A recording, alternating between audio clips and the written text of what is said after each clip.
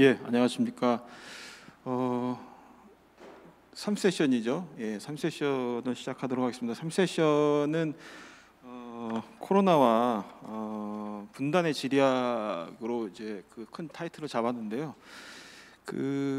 사실 이제 앞서 제가 모두에서 말씀드렸지만 오프닝부터 전체적인 그 세션의 어떤 연결고리들이 좀 있습니다. 그러니까 일종의 스토리까지는 아닌데 연결고리가 있는데 이 이제 대미를 장식할 이 3세션의 내용이 사실 어떻게보면 코로나로 인해서 드러난 어떤 분단의 어떤 양태 또 어떤 모습 뭐 이렇게 얘기할 수도 있을 것 같아요. 그러니까 일종의 코로나로 인해서 드러난 어떤 주목받는 어떤 비인간의 이야기일 수도 있고 어떤 물질주의에 대한 얘기일 수도 있고 상당히 흥미로운 얘기고요. 사실 여기에 많은 에피소드도 있지만 이론적 논의, 쟁점들도 상당히 많은 것 같습니다. 그래서 오늘 이제 그 얘기를 풀어가기 위해서 두 분의 선생님이 발표를 해주시겠는데요.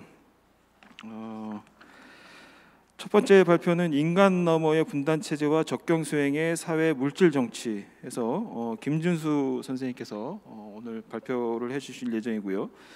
두 번째 발표는 삐라 신체 먼지 북한의 코로나 대응에 대한 물질주의적 해석 이 황진태 통일연구원 박사님께서 이제 발표를 해주시겠습니다. 보시면 알겠지만 그 제목 자체가 두 개가 굉장히 글쎄요, 뭐 그럴싸해요. 굉장히 뭔가 있어 보이고 그래서 상당히 기대를 갖게 하는데 진짜 그런 기대에 충족할 만한 내용들을 담고 있는지 오늘 두 분의 토론을 통해서 또 확인을 한번 해볼 예정인데요. 사실 좀 모시기 어려운 두 분을 모시게 됐습니다. 그 첫 번째 김준수 선생님의 토론을 지정 토론해 주실 분은 연세대학교 사회학과의 김항배 교수님이십니다. 예. 김항배 교수님은 워낙 여러분들이 저서라든가 책을 통해서 많이 이제 아시리라고 봅니다. 과거 도시 사회학으로 도시에 대한 연구도 하셨고 또 최근에는 이제 감정에 대한 사회학적 접근을 또 하셔서 저서를 많이 내셨고 또 뭐 교환이라든가 뭐 이런 분도 상당히 주제를 다루셨습니다. 그래서 굉장히 사회학계에서는 상당히 명망이 있으신 선생님을 오늘 모시게 됐습니다. 박수로 김항배 교수님을 맞이해 주시기 바랍니다. 예, 그다음에 이제 황진태 박사님 지정 토론을 해주실 분 이제 경희대학교 지리학과의 지상현 교수님이십니다. 지상현 교수님도 도시 지리학이기도 하지만 사실 정치 지리학이시죠. 예, 정치 지리학. 그래서 과거에 이제 지상현 교수님의 논문을 제가 꽤 읽었던 시절이 있었는데 북중 접경 지역에 대한 글도 쓰셨고 또 이 접경에 관련된 최근에 또 필드도 좀 약간 연구를 좀 준비하신다는 얘기도 아까 잠깐 들었습니다. 그래서 아마 오늘 발표에 가장 적합한 토론자가 아니신가라는 생각이 듭니다. 지상현 교수님을 박수로 맞이해 주시기 바랍니다. 예, 그 두 분 발표 전에 잠깐 전체 흐름에 대해서 좀 잠깐 다시 한번 확인을 해드리면은 첫 번째 세션이 어떻든 북한의 도시, 북한의 일상이 코로나 시대에 정말 안녕한가라는 것들을 묻기도 하면서 어떻게 도시에서 살아가고 있는지에 대한 우리의 어떤 물음 여기에 이제 답을 하는 좀 자리였다고 한다면 두 번째는 어떻든 먹고 사는 문제 또 어떻게 이제 경제적인 네트워킹을 하고 있는지에 대한 문제를 좀 다뤘습니다. 그리고 세 번째는 과거 작년이었죠. 지난해에 대북 전단지 사건이 크게 한번 문제가 된 적이 있었습니다. 그래서 이제 남북 공동 연락사무소가 폭파되는 이제 사태까지 발생했는데 이 당시에 극우 단체, 그러니까 극우 아마 유튜버였던 것 같아요. 극우 유튜버가 대북 소위 풍선이죠. 풍선 전단지를 이제 보내는 풍선에다가 코로나 바이러스를 묻혀가지고 보내겠다고 얘기를 했습니다. 그래서 그것에 대해서 굉장히 북한이 화들짝 그러니까 우리는 뭐 극우 유튜버가 할 수 있는 그 수준의 그냥 발언이겠니 생각하는 상당히 뭐 그런 수준이었는데 북한이 굉장히 화들짝 놀라면서 여기에 대해서 반응을 했고요. 또 실제 그게 남북 공동 연락선에서 폭발하는 사건까지도 이제 비화가 됐는데요. 이 문제도 그렇고 또 계속 지속적으로 내려왔던 쓰레기가 있습니다. 북한 쓰레기, 우리 쓰레기가 왔다 갔다 하긴 하는데 특히 이제 북한 쓰레기가 많이 백령도 쪽이나 이쪽으로 막 내려오는데 이 쓰레기에 대해서도 북한은 다 소각을 하고 뭐 하겠다고 여기에 이제 소위 이제 코로나 바이러스가 묻어서 내려온다 이제 얘기를 하는 부분이 있었고 그 없지도 않은 사건도 있었죠.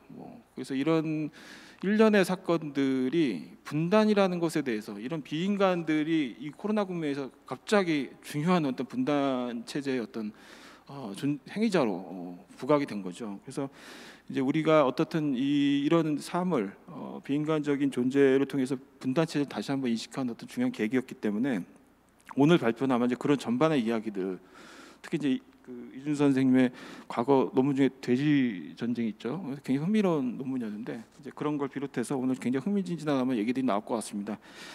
제가 너무 서술이 길었는데요. 우선 이준 선생님의 발표를 먼저 듣도록 하겠습니다. 네, 안녕하세요. 저는 카이스트 인류세 연구센터에 있는 김준수라고 합니다. 오늘 이제 제가 말씀드릴 내용은요.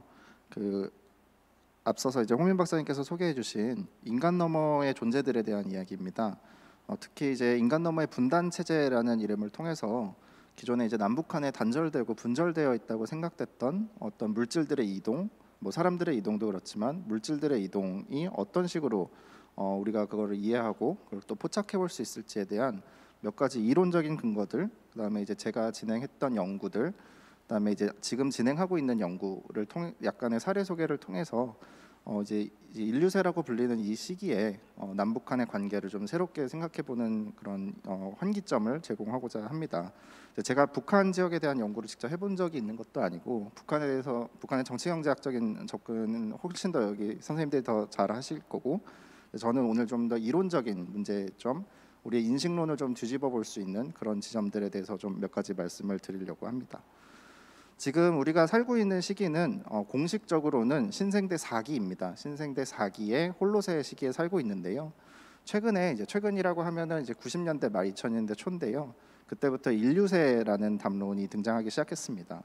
인간이 이제 하나의 주체가 지질학적인 주체가 되어서 이제 어떤 이제 지질학적 또 행성적인 영향력을 끼치고 있다라는 것이 이제 인류를 하나의 어떤 종으로 바라보고 그 영향력이 전 행성에 끼치고 있다라는 지점에서 인류세라는 단어가 등장했습니다. 이 부분이 이제 과학자들이 연구하고 있는 부분이기도 한데요. 인류세의 어떤 근거를 찾기 위해서 지질학적 퇴적층을 이제 파내고 거기에 대한 과학적 근거들을 축적하려고 하는 노력들이 이어지고 있습니다. 그럼에도 불구하고 아직까지 이 단위가 공식화되지는 않았고요. 그럼에도 불구하고 우리 사회과학자들한테 던져주고 있는 의미가 좀 크다고 생각합니다. 특히 이제 인간이라는 존재를 행성에 하나의 영향을 끼치는 그런 행위자로 바라볼 때 우리가 어떤 이제 함의점을 가질 수 있는가 이런 문제들이 대두가 되는데요. 인류세의 시작을 두고서 이제 논쟁이 사회과학자들 사이에서 이루어졌습니다. 특히 이제 크게 고고학 진영에서는 농경의 시작으로 봐야 된다. 아니면 탈식민 연구에서는 신대륙 발견 아니면 농업의 시작 이 지점으로 봐야 된다. 또 이제 산업혁명을 주요 기점으로 봐야 된다. 그다음에 이제 핵 실험 이후에 그 방사선 물질의 퇴적 지층에 이제 영향을 끼치기 시작했다. 이 지점으로 봐야 된다라는 논쟁이 사회과학 내에서도 이제 진행이 되고 있습니다. 근데 이제 우리가 좀 더 고민하고 관심을 가져야 되는 것은 이 시작점을 언제로 보는 거에 보다는 이 이제 이러한 인식론이 인류세를 통해서 들어오는 이제 환기점이 과연 우리 사회과학 연구에 어떤 영향을 끼칠 것인가에 대한 문제입니다. 바로 이제 앞서서 홍민 박사님께서도 소개를 해주신 인간 너머의 접근 또는 비인간에 대한 진지한 고민들이라고 할 수 있을 텐데요. 특히 이제 기존의 사회과학 틀들, 사회를 설명하고자 했던 여러 가지 틀들이 좀 많이 흔들리고 있습니다. 국가를 바라보는 관점이라든지 도시를 바라보는 관점이라든지 남북관계에 통해서는 영토성을 바라보는 관점이라든지 이런 것들이 좀 새롭게 접근할 수 있는 방법들이 열렸습니다. 물론 이제 기존의 굉장히 다양한 환경 문제들, 환경 이슈들을 인류세의 문제에서 다루기도 하지만요. 그것보다는 우리가 좀 더 기존의 사회과학 분석 틀을 어떻게 해체하고 재구성할 것인가에 대한 문제가 인류세의 문제의 핵심이 되겠습니다. 그러기 위해서는 기존에 우리 사회과학에서 던지고 있었던 몇 가지 한계점들을 지적할 필요가 있고 어떤 방향의 어떤 연구들을 진행할 수 있는가의 문제를 좀 대두할 필요가 있습니다.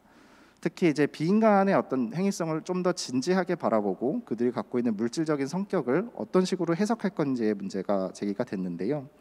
사라 완마라는 이제 지리학자가 하이브리드 지오그래피라는 용어를 쓰면서 비인간 연구의 어떤 네 가지 전략들을 소개를 했습니다. 기존에는 우리가 사회과학에서 담론의 해석을 굉장히 중시했습니다. 어떤 의미를 찾아내고 해석하는 데 몰두를 했다라면 그것들이 갖고 있는 실천성 아니면 그 행위성, 어떤 걸 발휘하는지 이런 데로 집중을 해야 되고 또 우리가 의미를 해석하려고 했지만 의미 이상의 어떤 정동감, 어떤 느낌, 즉각적인 감각들 이런 것들을 받아들이고 그래서 이제 비인간에 대한 어떤 연구들을 구성함으로써 이제 비인간을 이해할 때는 우리가 기존의 정체성의 정치에 좀 더 치중을 했다라면 이제 지식이 어떻게 생산되는지, 지식이 어떻게 해석되고 만들어지고 구성되는지 이런 문제들이 비인간 연구의 핵심 의제로 대두되고 있습니다. 마찬가지로 이런 문제들을 좀 더 비판적으로 검토를 해볼 수 있을 텐데요. 가장 먼저는 우리가 사회적인 것, 아니면 정치적인 것, 아니면 생태적인 것의 개념들을 좀 재구성할 필요가 있다는 겁니다. 폴리틱스와 더 폴리티컬은 좀 차이가 있는 단어인데요. 폴리틱스가 어떤 기존의 전략이나 제도나 실천들 이런 것들에 집중을 했다면은 더 폴리티컬이라는 것은 정치적인 것이 어떤 문제가 정치적인 문제가 될 수 있는가, 어떤 것이 우리의 분석 단위가 될 수 있는가, 어떤 것이 당위성을 갖는가 이런 문제, 근본적인 문제를 던지고 있습니다. 그럼에도 불구하고 우리가 인간 너머의 관점에서 바라볼 때 기존의 사회과학 담론들을 해체하고 재구성할 때 있어서는 우리는 이제 우선은 제도나 아니 그 전략들에 좀 더 집중할 필요가 있을 것 같습니다. 그러기 위해서는 비인간 연구 또는 비판적인 인류세 연구가 집중을 하는 것은 기존의 사회 개념, 기술 개념, 아니면 도시에 대한 개념들을 단절적이고 이분법적으로 바라보는 것이 아니라 그것과 자연과의 관계성을 좀 더 집중해서 바라볼 수 있습니다. 특히 이제 사회를 단순히 하는 인간들의 집합으로 보는 것이 아니라 사회와 자연의 구분할 수 없는 경계로 바라보는 사회 자연의 개념이라든지 기술 자연, 도시 자연 이런 개념들이 등장을 하고 있습니다.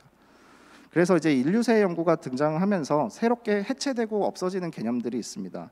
가령 이제 과학과 기술의 경계라든지 주체와 객체의 경계라든지 인간과 자연의 경계라든지 인간과 비인간의 경계, 그다음에 사실과 가치의 문제가 해체되고 있습니다.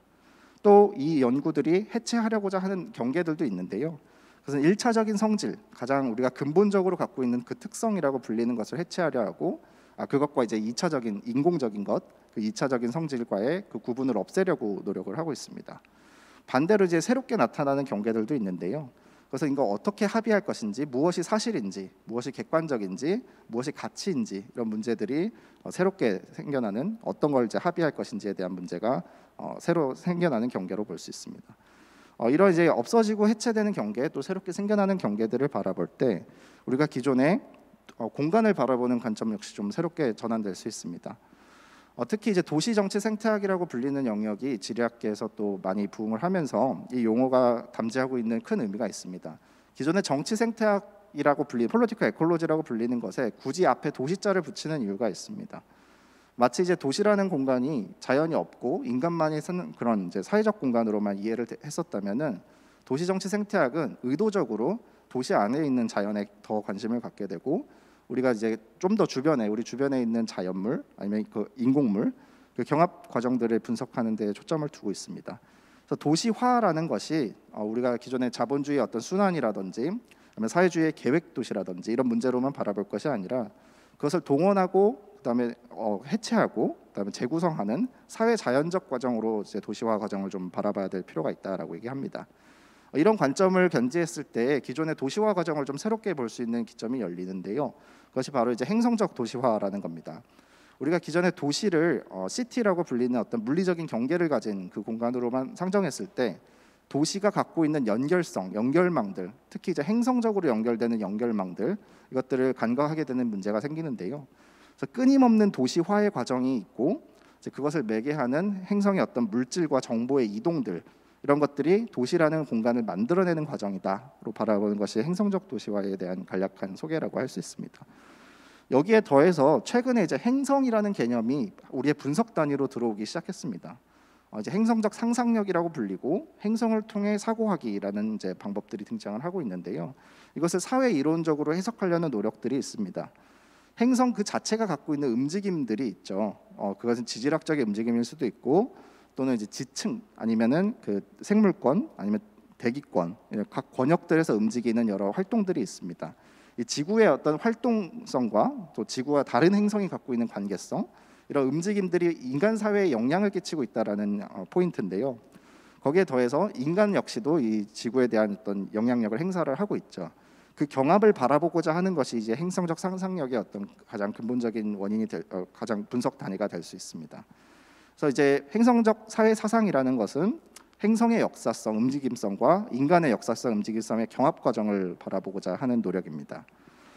그런 의미에서 최근에 이제 지질학에 대한 관심들이 지질학자들도 그렇고 기존의 정치 생태학을 연구했던 사람들도 그렇고 정치 지질학이라는 용어들을 내뱉고 있습니다.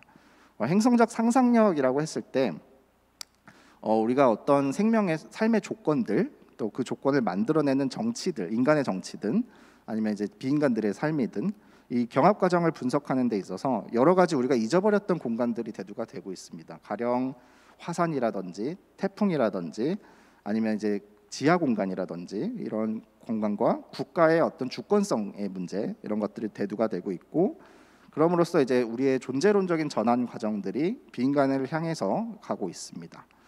그래서 이제 지질학이라고 하는 것은 살아있지 않은 것에 대한 관심이기도 했고 그다음에 이제 무기물에 대한 관심이기도 했고 그다음에 언젠간 살았었던 것 화석으로서 살았었던 것에 대한 어떤 환경의 조건들 이런 것들을 분석하는 게 핵심이었습니다.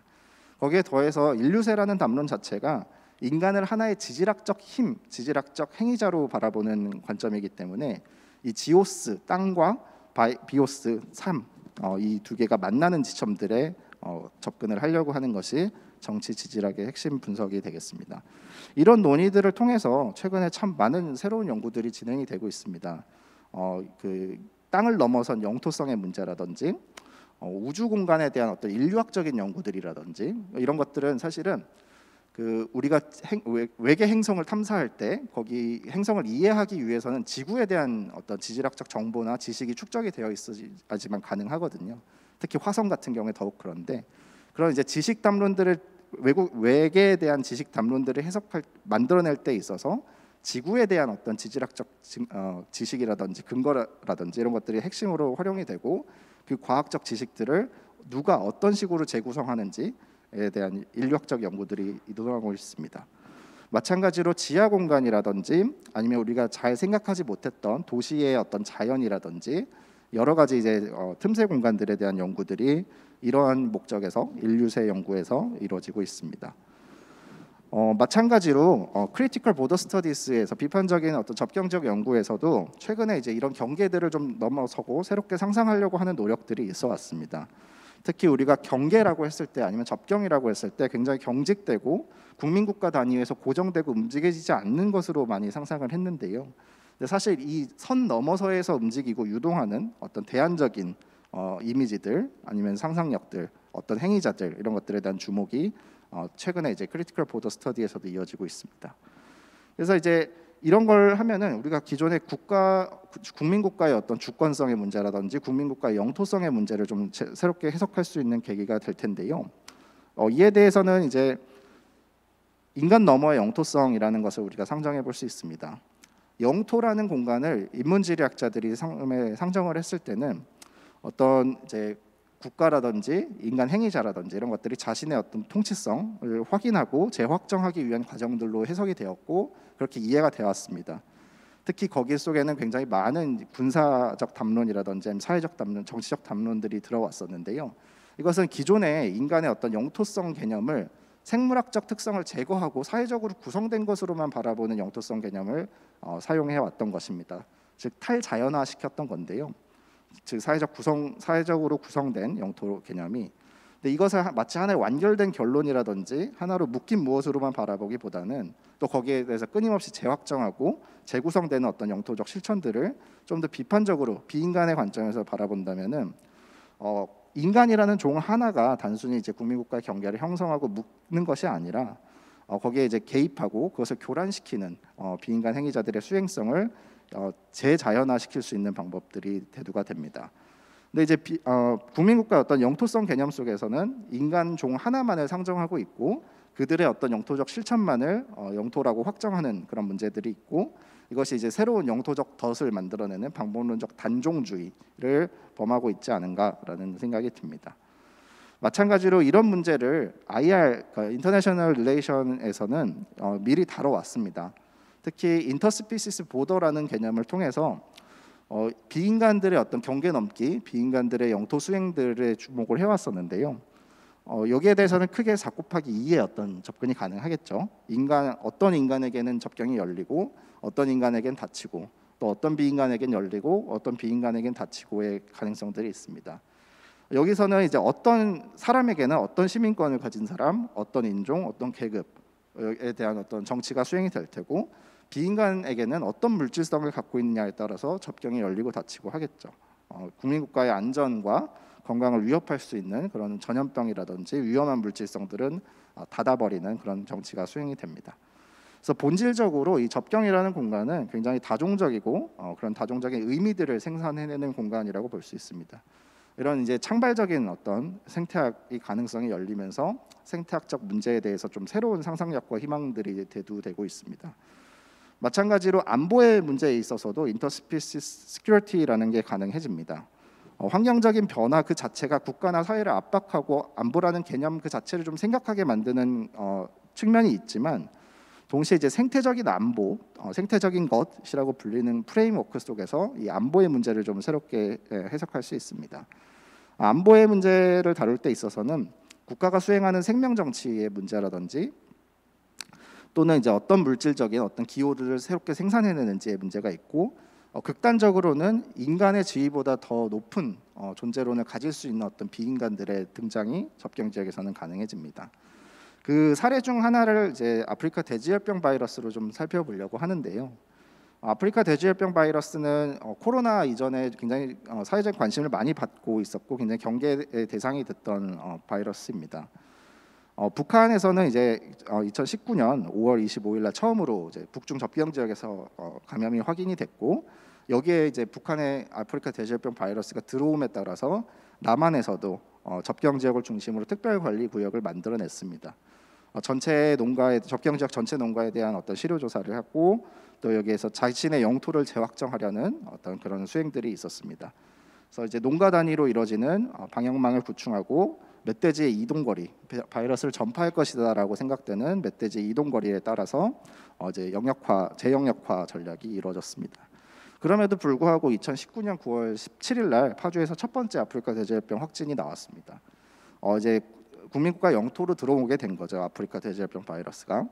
그래서 이제 중점 관리 권역을 새롭게 설정하고 그다음에 이제 전체 농가에 대한 이동 금지 명령을 내리게 됩니다. 담론적으로는 이때 당시 북한에서 내려오는 감염된 멧돼지를 막아라. 또 탈북돼지, 감염돼지, 월남돼지를 막아라라는 이제 담론들이 형성이 됐었고요. 여기선 군용 화기를 이용해서 멧돼지를 잡아라라는 명령도 있었습니다. 또 이제 국무총리가 계속해서 이제 전방 지역에 순찰하면서 이제 아프리카 돼지열병을 매개하는 멧돼지의 이동을 차단시키려는 국가의 노력이 있었습니다. 이때 다시 이제 군대가 동원이 됐고요. 국방부에서도 아프리카 돼지열병 대응 지침을 내려서 북한 야생 멧돼지의 식별과 이걸 제거하라는 명령들이 있었습니다. 또 MDL 2km 남쪽으로 넘어오는 돼지를 모두 사살하라라는 명령이 있었습니다.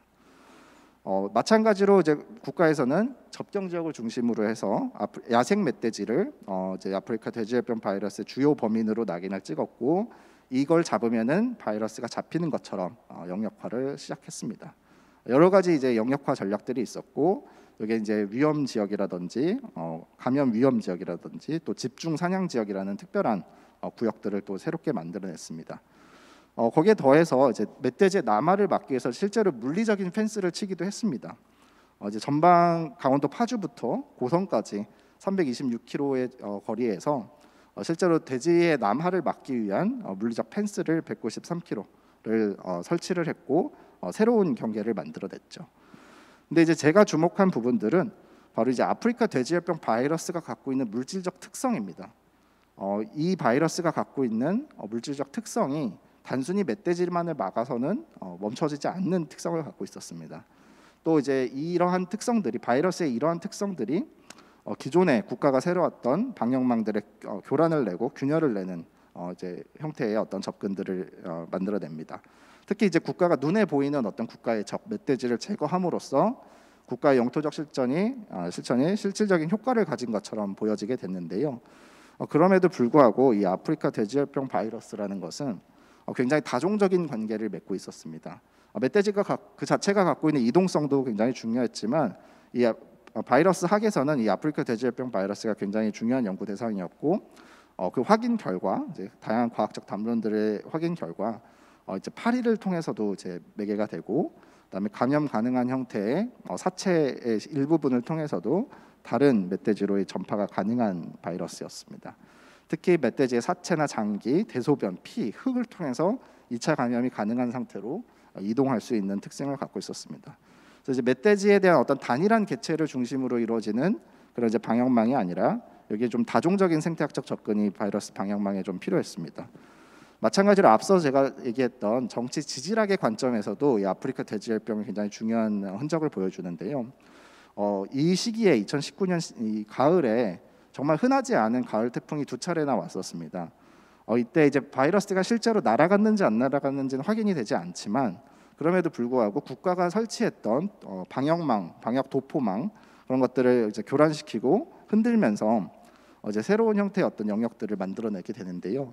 이러한 문제들이 뭐 기후 변화와도 굉장히 관련이 있겠지만 지질학적인 힘 아니면 지구 행성이 갖고 있는 힘이 사실은 우리가 좀 더 정치적으로 바라볼 필요가 있음을 보여주고 있습니다.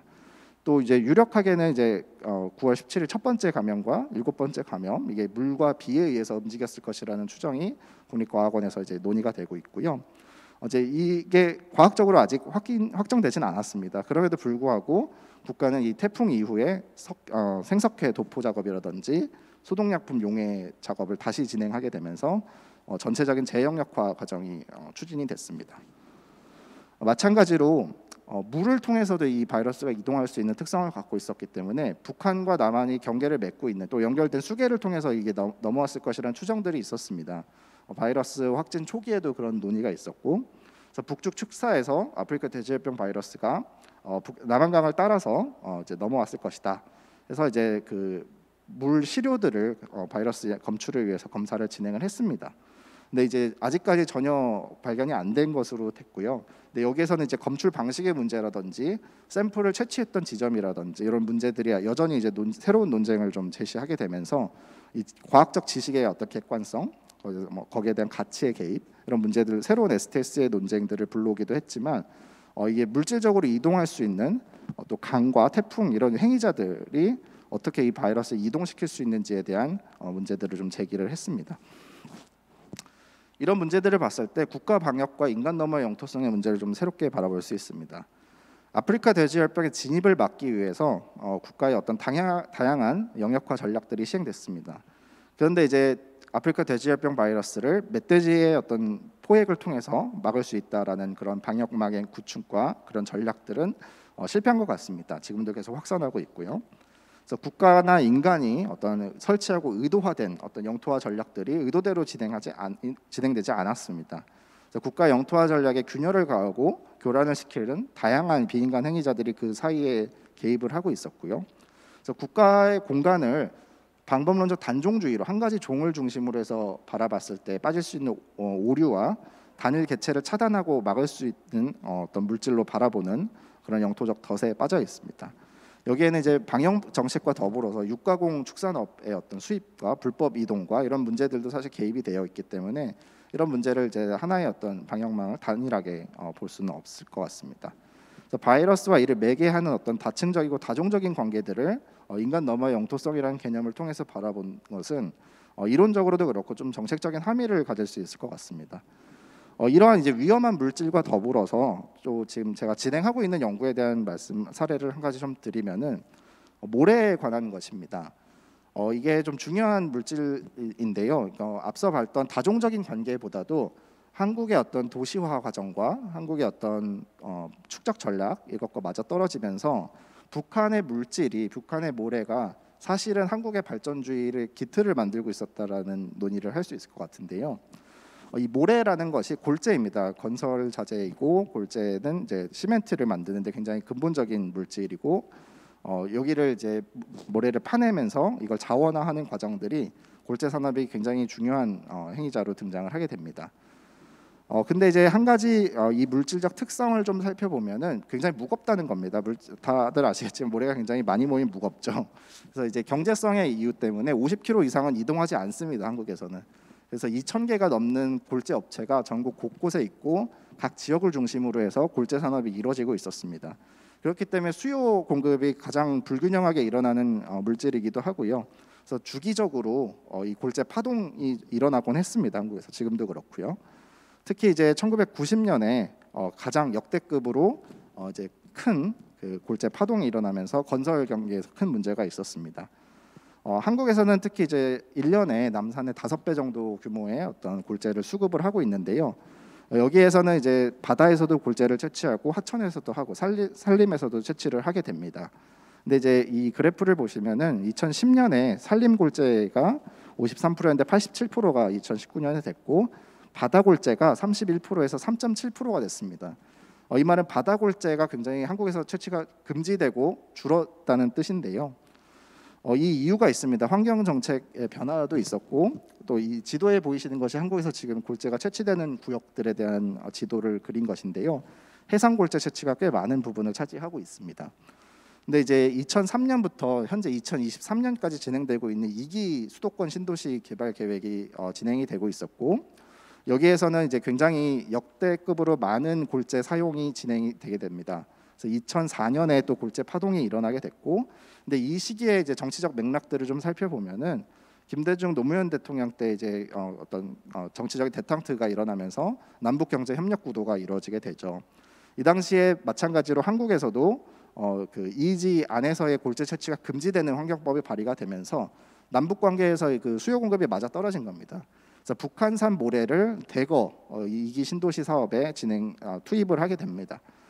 특히 이제 한국에서는 골재 채취가 금지되게 되면서 북한산 모래가 이제 대거 투입이 되게 됩니다.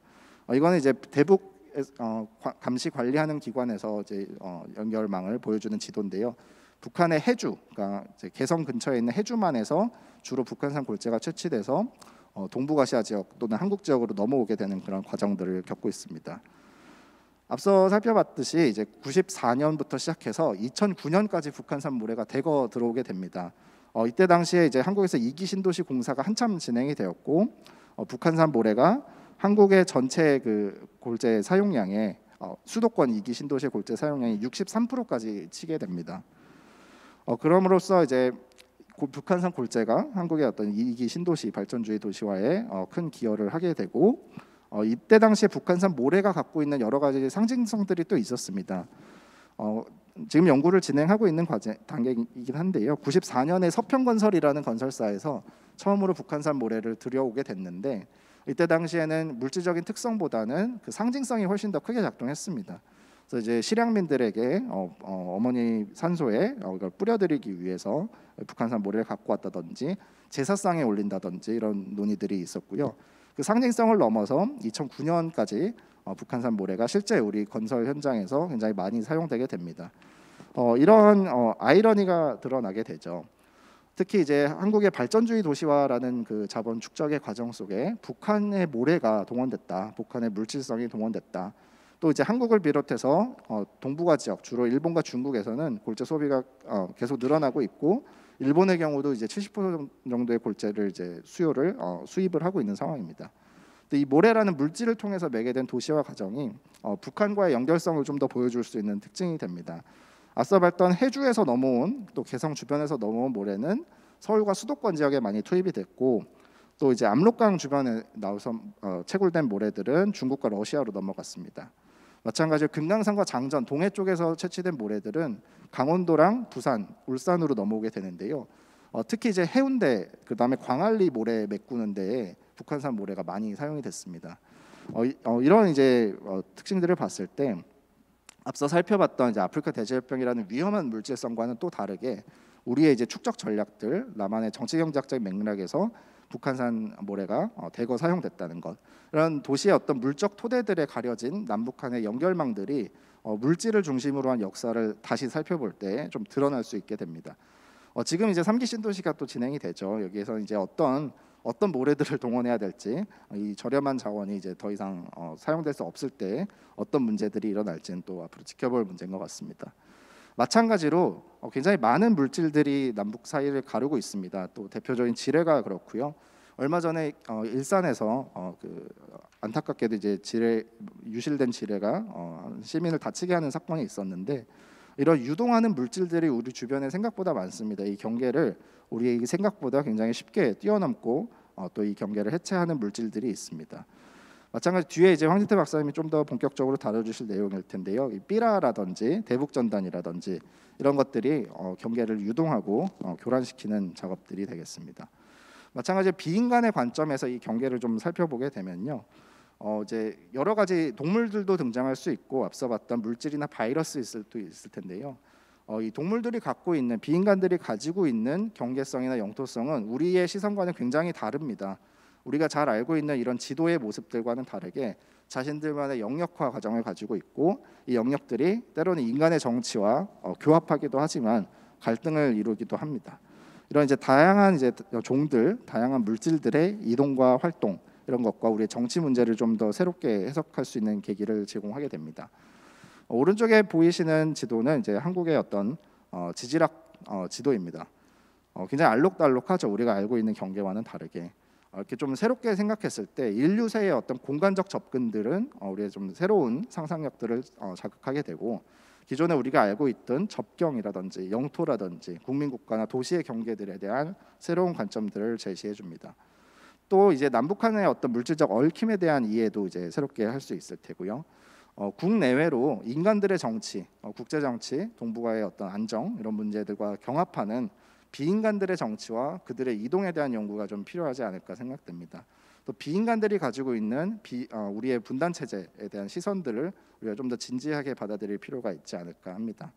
마찬가지로 다종적인 어떤 그 관계성들, 그다음에 그게 가지고 있었던 역사성들, 정치적, 상징적, 물질적 그런 수행성들을 분단 체제를 해석할 때 좀 새롭게 우리가 던질 수 있는 문제들을 드러내지 않은가 생각합니다. 마찬가지로 인간 너머의 관점을 통해서 해체되고 교란하고 새롭게 생겨나는 경계들을 북한 도시 연구 아니면 북한에 대한 연구에서 어떻게 해석할지 이런 문제들을 좀 진지하게 바라볼 수 있을 것 같습니다. 기존의 지리학과 사회학, STS, 그다음에 북한학 연구에서 이런 문제들을 어떤 식으로 이론화하고 또 어떤 물질들을 새롭게 드러내고 거기서 우리가 숨겨졌던 인간과 자연의 관계라든지 인간과 물질의 관계를 좀 새롭게 재구성할 수 있을 거라 생각합니다. 네, 제 발표는 여기까지 하겠습니다. 감사합니다. 감사합니다. 굉장히 흥미로운 일단 이론적 베이스도 굉장히 꼼꼼하게 잘 또 짚어주셨고, 관련된 사례 연구로서 돼지 전쟁, 그다음에 또 모래 이야기를 해주셨습니다. 제가 모래 이야기, 해주 모래 이야기가 나와서 시간이 많지는 않지만 제가 해주 모래에 대해서 잠깐 경험을 좀 얘기 드리겠는데, 그 당시에 이제 노무현 정부 때죠. 노무현 정부 때 말기였는데 이제 그 해주 모래를 가져와서 신도시에 공급을 하게 되는데, 해주 모래가 들어오기 전에 해주를 가봤어요. 해주 이제 그 항을 가는데 그 물이 빠지면은 뻘이 한 1.5km 정도가 쫙 이렇게 펼쳐지고 모래사장이 쫙 뒤에 또 이렇게 쫙 펼쳐져 있는데 모래가 너무 곱고 예뻐요. 근데 그 이제 백사장을 쭉 걷고 있는데 그 모래사장하고 뻘에 이 막대기들이 쫙 일렬로 쭉 꽂혀져 있는 거예요. 저기 무슨 뭐 양식을 하나 뭐 해서 저게 뭐냐고, 저 막대기가 의미가 하는 게 뭐냐고, 저렇게 꼭 굳이 꽂아놓는 이유가 뭐냐고 했더니 여기서부터 여기까지는 인민무력성이 관할하는 곳이고 여기서 여기는 당 행정부가 담당하는 곳이고 해서 다 자기 영역이에요 거기가. 그래서 여기에서 나는 그 까막쪽이라고 하죠. 일본에 막 수출해가지고 굉장히 비싸게 수출하는 그 양식, 자연 뭐 양식이라고 해야 되나요? 그거 채취하고 그다음에 모래를 파는 거예요. 근데 그게 정부가 단일 정부 형식으로 해서 다 교역을 하는 게 아니라 그 권력 부서들이 각각 그걸 담당하고서 팔고 자기 기관의 소위 이제 자금으로 쓴 이제 그걸 하는 걸 듣고서 야, 참 기가 막히다 이제 이렇게 생각을 했는데 그 모래들이 지금 제가 살고 있는 파주 신도시에 주요하게 쓰였다라는 얘기를 들었습니다. 어쨌든 뭐 그 여담으로 이렇게 말씀드린 거고요.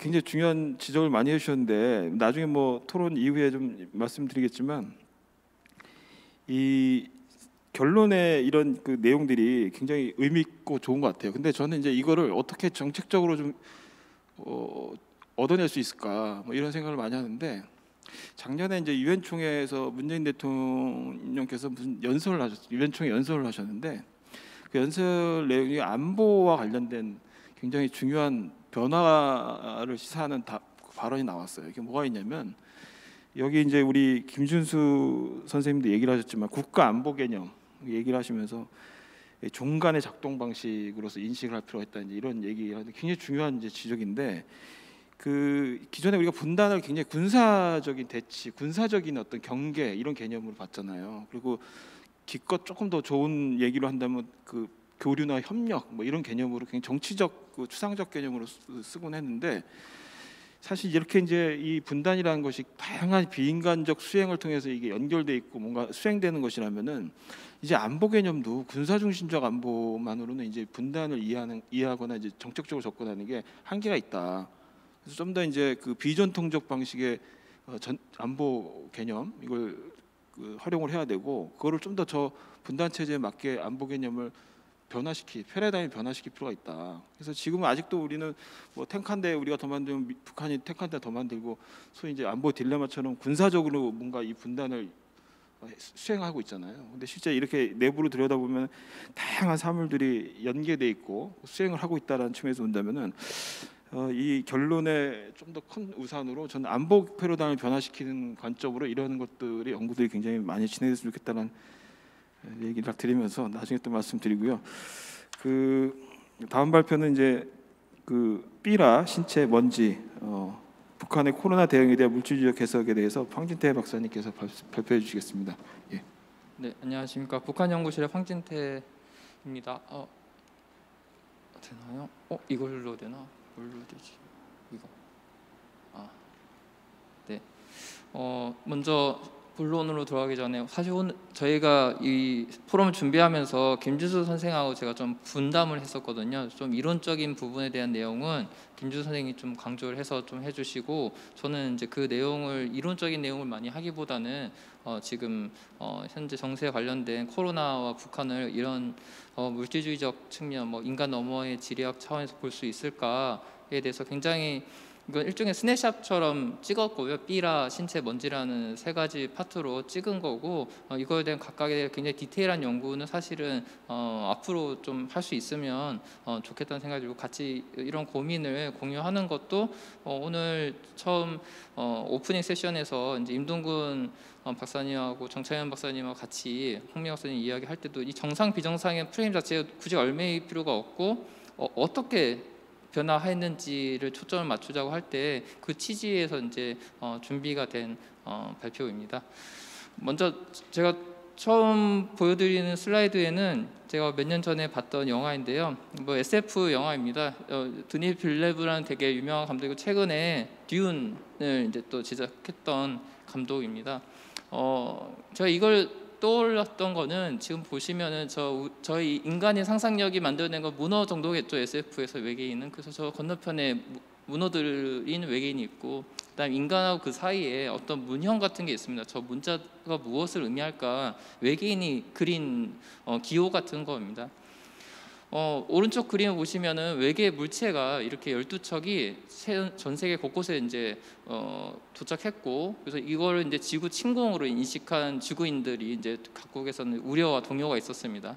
여기서 또 이제 참 인간들은 현재 지정학적인 그 긴장 관계를 다시 또 재현하는데 몇몇 국가들은 안 된다. 우리는 군사력을 사용해서 대응해야 된다 했는데 네 국가를 콕 집습니다. 중국, 러시아, 파키스탄하고 수단인데 이 영화에서는 좀 지리적으로 엄밀하게 번역을 안 해서 그런지 남수단인지 북수단인지는 언급이 안 돼 있었고요. 근데 여기서 강조하는 것 중에 하나가 이 영화가 번역의 문제를 얘기를 해요. 이 사람이 아니죠. 외계인들이 이제 어떤 언어를 얘기했는데 그 이제 저희가 번역했어요. 근데 웨폰, 무기로 번역이 되는 거예요. 그러니까 이건 침공이다 생각해서 이제 어떤 국가들은 군사력을 사용해서 응징해야 된다 했는데, 이게 무기를 사용한다는 건지 아니면 유용하게 무기를 준다는 건지에 대해서 사실 되게 경합이 되는 지점이 이 영화에서 되게 흥미로웠던 지점인데요. 이 부분에 있어서 이제 지금 우리가 북한에 대해서 거기가 그냥 이상한 기이한 형태의 국가 형태인지 아니면은 다른 국가들에서 나타나고 있는 국가의 액션들이 우리가 기존에 갖고 있던 어떤 선입견, 북한에 대한 선입견을 통해서 무기를 쓰다로 혹은 무기를 주다로 이런 어떤 해석에 있어 경합되는 부분이 있는 건 아닌지, 제가 그거에 대한 정답을 드리는 건 아니지만 물질, 세 가지 물질을 오늘 이야기하는 이 세 가지 물질을 거슬러 올라가면서 그럴 수도 있지 않을까라는 이야기를 좀 드리고자 같이 생각 공유하고자 했습니다. 먼저 문제의식은 저는 그래서 좀 너무 어렵게, 아까 김준수 선생님이 어렵게 이론들을 또 이야기했기 때문에 추상수직이 높고 현란한 이론들을 했는데, 저는 굉장히 기본적으로 좀 쉽게 하려고 이제 좀 배치를 했고요. 오른쪽에 그림을 보시면은 사실 이건 푸코의 이제 광기에 대한 연구할 때 많이 언급되는 그림입니다. 광인들의 배라는 1500년경에 그려진 그림인데요. 이 그림이 의미하는 바가 시대에 따라서 다르게 보였습니다. 제가 그대로 이제 글을 읽겠지만, 르네상스 시기에는 이 광기는 다른 세상과 통하는 종교적 현상의 하나, 혹은 우리 이성이 도달할 수 있는 진실의 극단적 형태라고 했습니다. 이거는 이성하고 어떤 광기가 그냥 단절적이지 않다는 거죠. 그래서 저 광인들의 배는 어쩌다 한번 왔는데 다음에도 올 수 있는 거였어요, 그 시대에는. 하지만 이제 르네상스 시기가 지나고 근대에 접어들면서는 광기는 이성의 부재 혹은 비이성으로 간주되면서 푸코가 이제 광기의 역사에서 얘기했듯이 어떤 아름다움은 추함을, 부는 빈곤을, 영광은 치욕을, 앓은 무지를 은폐한다. 그리고 비이성은 어떤 이성의 근거가 되고 비정상은 정상의 근거가 되어서 저 배는 돌아오지 못하고 이제는 죽음으로 향하는 거죠, 광인들은. 아니면 우리들의 눈에 영영 보이지 않게 되거나. 그래서 이제 지식과 권력이 서로 맞물려 있는데, 우리가 갖고 있는 우리가 북한을 어떤 정상이라든지 이상하다든지 그걸 판단할 때 우리가 갖고 있는 지식은 충분한가, 그리고 그거는 적정한가, 그래서 다시 좀 성찰적으로 한번 접근해봐야 될 필요성을 좀 이야기를 하고 싶었던 거고요. 그래서 좀 더 구체적인 문제의식 연구 질문이라고 한다면 다음과 같습니다.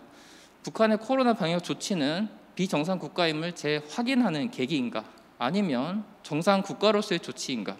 근데 여기서 정상과 비정상은 어떻게 구분할 수 있는가? 우리 사회가 북한을 비정상적이라고 평할 때 그 근거가 되는 지식은 혹여 앞서 푸코의 말을 인용한다면 우리의 무지를 은폐하는 권력으로 작동한 것은 아닌가? 그래서 이 발표에서는 삐라, 그리고 신체, 먼지 하는 이 세 가지 물질의 행로를 추적하면서 정상 비정상의 이분법적인 접근을 넘어서서 북한, 그리고 북한과 남한과 연결된 분단 체제에 대한 어떤 좀 새로운 인식, 새롭지 않다 하더라도 좀 보완이 되더라도 보완적 인식의 필요성을 환기해야 될 필요가 있다 생각이 들고요. 여기 지금 화면에서는 잘 보이지는 않지만 최근에 북한에서 보도한 것 중에 눈이 내리면서 코로나 바이러스가 이게 담겨질 수 있다, 눈에, 그걸 우려하는 거에 대해서 국내 언론 내에서는 굉장히 이게 어떤 의도가 있다라든지 아니면 황당한 주장이라든지 한데, 이런 부분에 대해서 이렇게 평하는 거 이해할 수는 있는데, 또한 이게 또 우리가 갖고 있는 지식은 적절한가, 이게 완벽한가에 대해서 또 한번 뒤에서 이제 확인을 하도록 하겠습니다.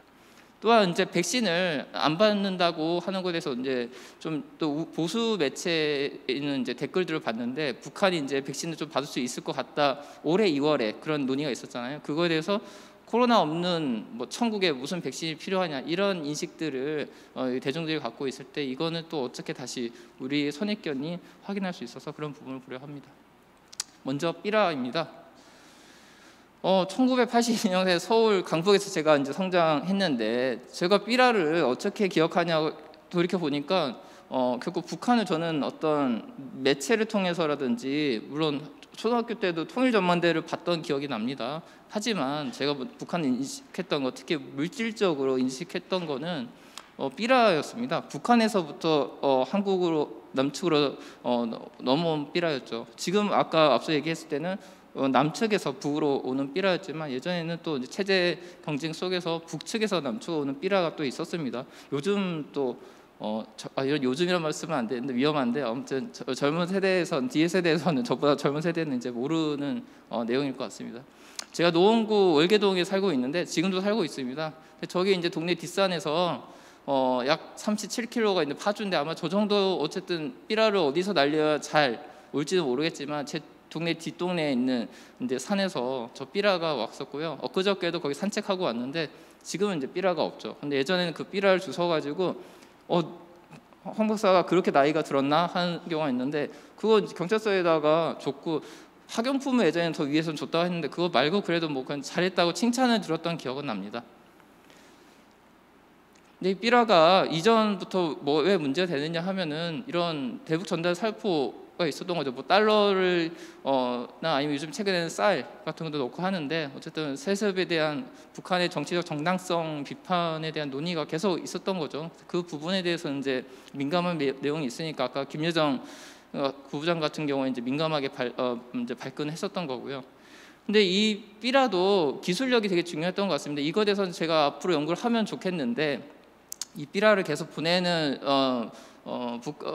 북한 단체가 저 단체 이름까지는 거명하지 않지만 홈페이지에 들어가면은 만드는 걸 이렇게 상세하게 알려주고 있어요. 근데 이거를 보면은 제가 이제 뭐 자세하게 이야기하는 건 아니지만 사실 되게 좀 돈이 부족했던 것 같습니다. 그게 되게 이 혁신의 사고를 만들게 되었다는데 보통은 이제 국방부 심리전단에서 만든 수준으로 튼튼하게 만들기에는 너무 돈이 많이 들었다는 걸 확인했고 그래서 여기는 안 나와 있는데 다른 데서 확인한 바로는 어떤 이제 공대 교수님을 통해 가지고 좀 더 그런 기술을 확보했다고 합니다. 그래서 지금 저 설계도 같은 걸 만들게 되었는데 이게 좀 오타가 많지만 보면은 저게 1분의 10인데 10분의 1이겠죠. 아마 저 10분의 1 정도 가격이 싸다. 이런 부분이 굉장히 많이 언급이 되어 있습니다. 어쨌든 이런 기술 혁신, 이 물질을 이용한 어떤 기술 혁신이 삐라라는 어떤 정치적 행위가 가능하게 했던 거로 또 확인할 수가 있고요.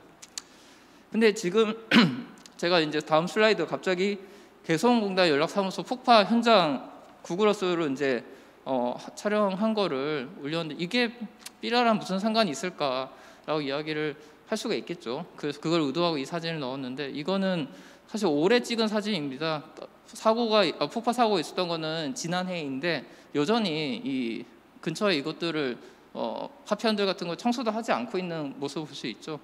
그럼 이 현장, 폭파 현장에 대해서 우리는 단순히 남북 관계가 안 좋다거나 아니면은 다른 여러 남북 관계가 제일 중요하죠. 또 북미 간의 관계도 중요하고 그런 거의 정체성에 대한 아까 얘기했던 어떤 정치적, 외교적 관계에서만 이해를 해야 될까? 아니면 홍인 박사님이 미리 스포일러를 하셨는데 그런 코로나라는 바이러스 그 물질 같은 거에 관계하고는 볼 수 있지 않을까에 대해서 한번 생각을 해볼 필요가 있습니다. 제가 아래에 이제 시계열적으로 얘기를 하려고 해서 시계열적으로 이제 쭉 일기를 옮겼는데요. 맨 아래 보면 아까 전에 봤던 사진이 2020년 6월 16일 공동연락사무소 폭파되었습니다. 거기서 다시 역수는 이제 또 볼게요. 그래서 가장 위로 올라가서 보면 2020년 1월 28일 이제 북한이 아시다시피 국가 비상 방역 체계를 선포합니다. 그리고 얼마 지나지 않아서 2018년 개소 후 처음 있었던 일이에요. 개성 공동연락사무소 폐쇄가 되었죠. 되게 이때 폭파되었던 사실을 까먹고 우리가 잊고 있었다면은 이거 자체도 굉장히 남북관계에 상징적인 의미가 있는 것 같습니다. 그만큼 코로나 바이러스에서 위급하게 인식을 했다는 것을 알 수가 있는 거죠. 불과 이틀 만에 폐쇄를 결정했으니까요. 그리고 이제 홍인 박사님 얘기했던 아까 그 어떤 구구 농객인지 모르겠지만 그 유튜브를 통해 가지고 영상이 북한에 불편함을 줬다 했는데 그 개인일 수도 있는데 또한 이게 찾아보면은 다크웹 같은 걸 통해 가지고 어떤 온라인 공동체 커뮤니티죠. 커뮤니티에서 위에 글씨들이 잘 보이지는 않지만 아까 홍인 박사님 얘기했던 어떤 코로나 확진 받은 분 뭐 콧물 고액으로 구매합니다. 뭐 이런 글들이 또 돌았고 이거에 대해서 논쟁이 있었습니다. 그 안에서도. 하지만 여기서 중요한 거는 이 코로나 바이러스를 함께 넣어서 북한으로 보내자는 이야기가 꽤 왕왕 2020년 3월에 있었습니다. 그리고 나서 이제 다시 또 시계열조 내려가 보면 5월에는 노동신문에서 이 삐라를 바람에 의한 이상한 물건이라 했고 그리고 얼마 지나지 않아서 이제 김여정이 6월 4일부터 삐라를 직접 언급하면서 불쾌함을 표출합니다. 하지만 이때도 코로나를 직접적으로 언급하진 않습니다. 오히려 남북 관계나 북미 간의 관계 이야기가 더 주였죠. 하지만 그럼에도 불구하고 좀 더 계속 정황을 보겠습니다. 6월 5일에는 이제 통일전선부에서 이 남측의 더러운 오물들이 날아오는 것이라는 표현을 이제 썼고요. 그 다음에 얼마 지나지 않아서 김여정은 멀지 않아 쓸모없는 북남 공동연락사무소 이제 비참하게 무너지는 걸 볼 것이다 하고 폭파되었습니다.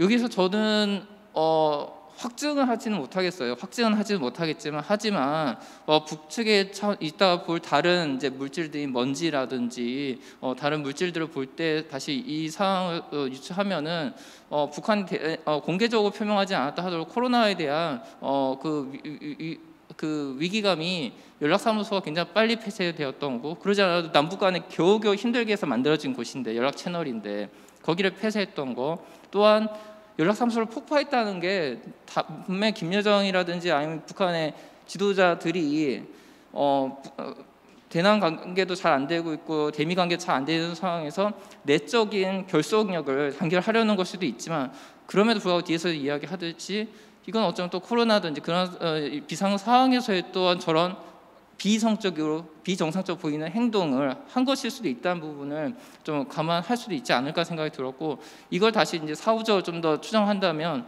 7월 23일에 이제 우리 정부의 통일부 대변인이 대북 전단 불법 금지 이후로 코로나 전파 우려를 얘기했었거든요. 물론 이거는 굉장히 많은 또 조롱 같은 것들이 인터넷에서는 이야기가 있었습니다.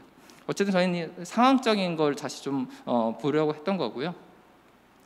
다음은 신체입니다. 그 삐라가 이제 날아가고 나서 이제 여름에 접어들었어요. 여름에 접어들어서 이제 두 가지 신체가 우리 적경 지역을 이제 넘어가는 일이 있었는데, 첫 번째는 탈북민이 다시 재입국하는 사건이 있었습니다. 그게 이제 강화도를 통해 가지고 헤엄쳐 가지고 간 걸로 이제 파악이 되었는데, 이 탈북민 재입국 이후에 약 일주일이 안 됐죠. 일주일 정도 지나니까 개성시가 이제 완전 봉쇄가 내려졌고 최대 비상체제라는 말로 이행됐다 얘기합니다. 그리고 이제 굉장히 발빠르게 이제 당 중앙위원회에서도 비상 확대 회의 긴급 소집을 했고, 노동신문에서는 그 다음날 이렇게 얘기합니다. 개성시에 치명적이며 파괴적인 재앙을 초래할 수 있는 위험이 조성되었다. 이거 단순히 어떤 과도한 어떤 다른 이슈를 잠재우기 위한 것이라고만 볼 수는 없는 앞에서의 액션들을 봤을 때는 개성 연락사무소가 파괴되고 했던 걸 보면 이것도 코로나에 대해서 꽤 인식이 있을 수 있다. 그게 이러한 완전 봉쇄 이유일 수 있고,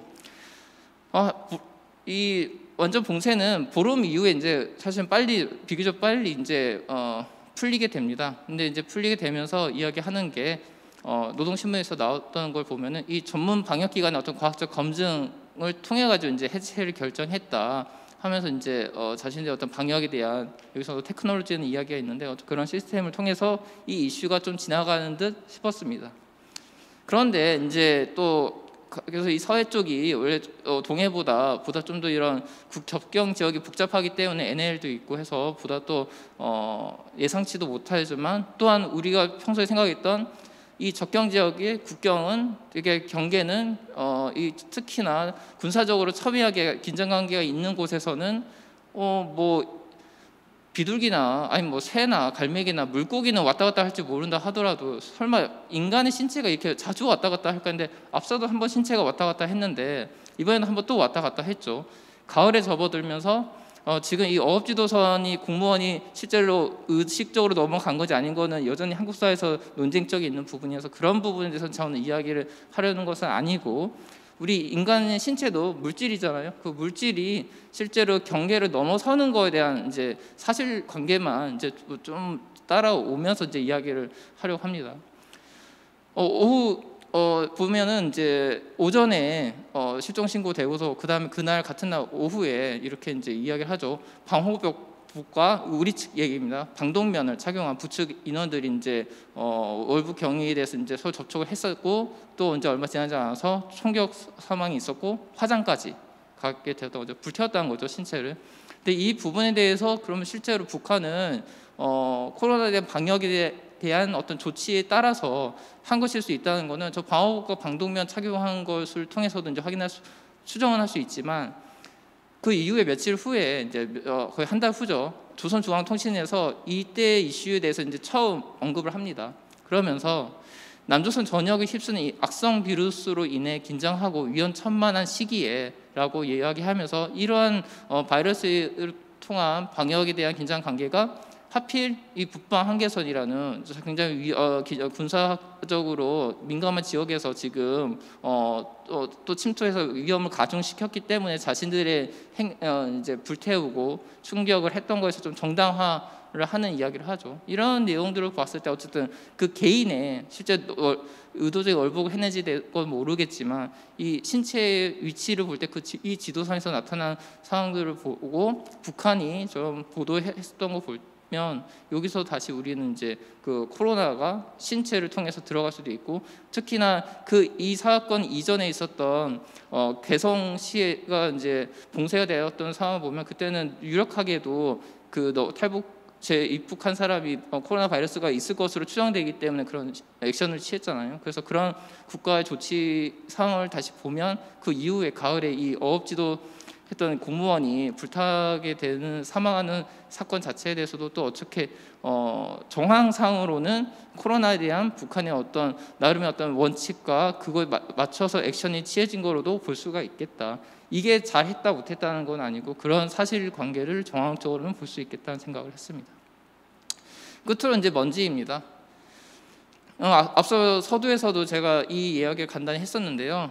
얼마 안 됐죠. 한 달도 안 됐는데 노동신문을 비롯해서 이제 북한 선전 매체에서 오른쪽 상단에 있는 방송 화면에서 보듯이 철새나 눈을 통해서 비루스가 올 수가 있겠다. 그러니까 이걸 조심하라는 기사가 올라왔습니다. 사실 이게 처음이 아니었습니다. 이 기사 전에 1년 전이죠. 2020년 10월 22일에 저 기사를 보면 날씨 예보를 하는데 황사가 있고 그 황사가 유해 물질 비루스 같은 거가 포함될 수 있다. 그래서 이게 단순히 예보로만 끝난 게 아니라 실제로 북한 당국이 평양 주재 대사관 국제기구 직원들에게 외출 금지를 권고를 했습니다. 그래서 그때 확인한 바로는 러시아의 페이스북 같은 데서도 그걸 다시 또 알리는 것들을 했더라고요, 기사를. 지금은 그 글이 내려갔는데 아무튼 그런 액션이 실제로 취해졌고 평양 주재 직원들도 그 외국인들도 따랐던 걸로 확인되었습니다. 근데 이걸 보면 결국 국내 언론에서는 그 당시 이제 이런 북한의 반응에 대해서 코로나와 황사 사이는 연관성은 과학적으로 밝혀진 게 없다. 북한이 과민하게 반응, 비과학적 이런 식으로 이제 판단을 했습니다. 그러니까 이런 판단이 근거하기 때문에 최근에 또 아까 눈과 함께 눈이 내리는 장면과 함께 코로나 바이러스가 들어올 수 있다 북한 영토에 그 의심을 하게 된 거죠. 근데 이거 제가 사실은 저희 연구원의 온라인 시리즈 글로 짧게 썼습니다. 코로나 바이러스가 이런 미세먼지를 통해 가지고 운반될 수 있을까에 대해서 그거를 그럴 수 있다는 북한을 대변하려는 게 아니라 오히려 가능한 한 해외에서 지금 있는 자연과학 좋은 이제 논쟁을 하고 있는 국제 학술지들 나름의 그 인정을 받고 있는 학술지를 통해서 이 미세먼지랑 코로나 바이러스 간의 운반 가능성에 대한 연구가 여전히 있고 여기서 중요한 거는 확정이 안 됐다는 거예요. 실제로 운반이 가능한지 안 한지에 대해서 확정이 안 됐다고 하는 거랑 그럴 가능성이 없다고 단정하는 건 되게 다르다고 저는 이해를 합니다. 그래서 오히려 그러면 한국의 경우에는 북한의 비정상성을 강조하기 위해서 다른 가능성에 대해서 어떤 자연과학에서 분석하고 있는 논의를 미리 닫아버려가지고 공론장이 폐쇄되는 부분이 좀 더 있고 그건 어쩌면 우리가 갖고 있는 선입견이 다시 작동한 것이 있고 오히려 근데 밖에서는 다양하게 굉장히 많은 저명한 자연과학 학술지에서 이 논의가 있습니다. 제가 그래서 그런 부분을 콕 집어서 이야기할 수는 없고 하지만 과시적인 연구도 있어요. 가령 앞서 봤던 눈과 함께 조류 새가 언급이 되었거든요. 그런 새를 통해서 바이러스가 옮겨질 수 있다는데 이게 터무니없는 거냐 할 때 실제로 증명된 연구도 있는데요. 그게 오른쪽 하단에 있는 그림과 관련된 건데 대만에서 2006년에 조류 독감 바이러스가 실제로 대만 해협 약 400km죠. 대륙으로부터 대만으로 넘어오는 거에 있어서 황사가 가능했느냐에 대해서 그게 나름의 조건을 설정해가지고 그거를 실제로 증명을 한 연구가 있습니다. 근데 이 연구를 만약에 상기한다면은 앞서 이야기했던 조류는 무슨 조류가 바이러스를 옮겨 허무하고 비과학적인 게라고 하는 국내 공문장 자체가 어쩌면 기각될 수도 있는 거죠. 그런 부분에 대해서 좀 고민이 있고, 그러면 다시 푸코가 얘기했던 말에서 아름다운 추함을 부는 빈곤은 영광치욕을 끝에 앓은 무지를 은폐한다 할 때 우리가 스스로의 무지를 은폐하는 것일 수도 있지 않느냐. 여기서 우리는 어떻게 좀 더 물질주의적인 시각에서 북한을 다시 바라보아야 되지 않겠느냐 이런 생각을 할 수 있겠죠. 그래서 지금까지 이제 앞서 이야기했던 논의를 좀 더 이제 정리를 하고자 합니다. 이거는 이제 김주수 선생이 나를 앞서 이제 인간 너머의 영토성과 관련해서 이야기를 했는데, 사실 이 논의는 오늘 저희 앞에서도 저 오프닝 세션에서 홍인 박사님이 이제 또 언급을 했던 부분 중 하나인데, 북한이 이렇게 좀 더 강력하고 선제적으로 봉쇄 조치를 했던 거는 갑자기 이제 이번 코로나 이슈가 처음이 아닙니다.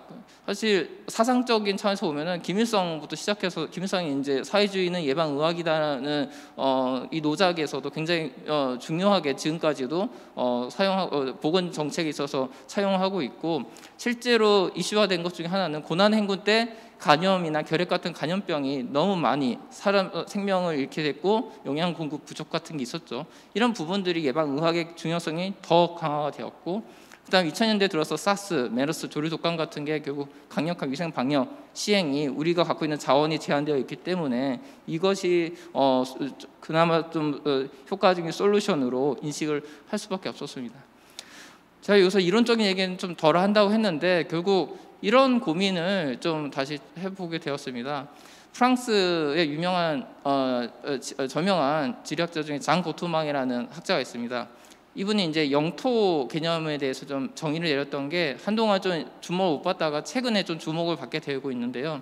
이분이 얘기한 것 중에 영토는 두 가지 기능이 있다고 보고 있습니다. 하나는 안보를 목적으로 하는 대피처의 기능, 그러니까 뭐 북한의 경우에 체제 안전 같은 거죠. 두 번째는 경제적 기회를 위한 도약대로 영토를 볼 수 있다. 그런데 이 두 기능 가운데 안보가 영토의 가장 중요한 목적이고, 영토의 대피처로서의 기능이 충분히 작동할 때 그때 비로소 두 번째 기능인 경제적 기회를 획득하기 위한 도약대의 기능을 주목하게 된다고 이제 장고투망이 이야기했습니다. 근데 이 개념이 결국 안보 우선 경제 차선이라는 단어로 요약할 수가 있는데, 이거를 이제 우리 정치지리학하고 있는 이승우 교수님이 이제 이 고토망의 논의를 적용해가지고 북한의 경제개발구 정책을 좀 분석하면서 이 안보우선 경제 차선의 차원에서 분석을 했습니다. 근데 이거에 대해서 그러면 아까 홍민 박사님이 얘기했지만 그 이전의 군사력 중심의 안보 개념에 대해서 사실 재고할 때가 온 것 같다 할 때, 그러면은 이 신체, 먼지라는 물질들 중심으로 살펴본 이 북한의 코로나 대응에 대한 이 물질주의적 접근은 정상과 비정상이라는 그 틀보다는 장고토망이 강조한 안보 우선의 맥락에서 접근하는 게 더 적절할 수 있겠다.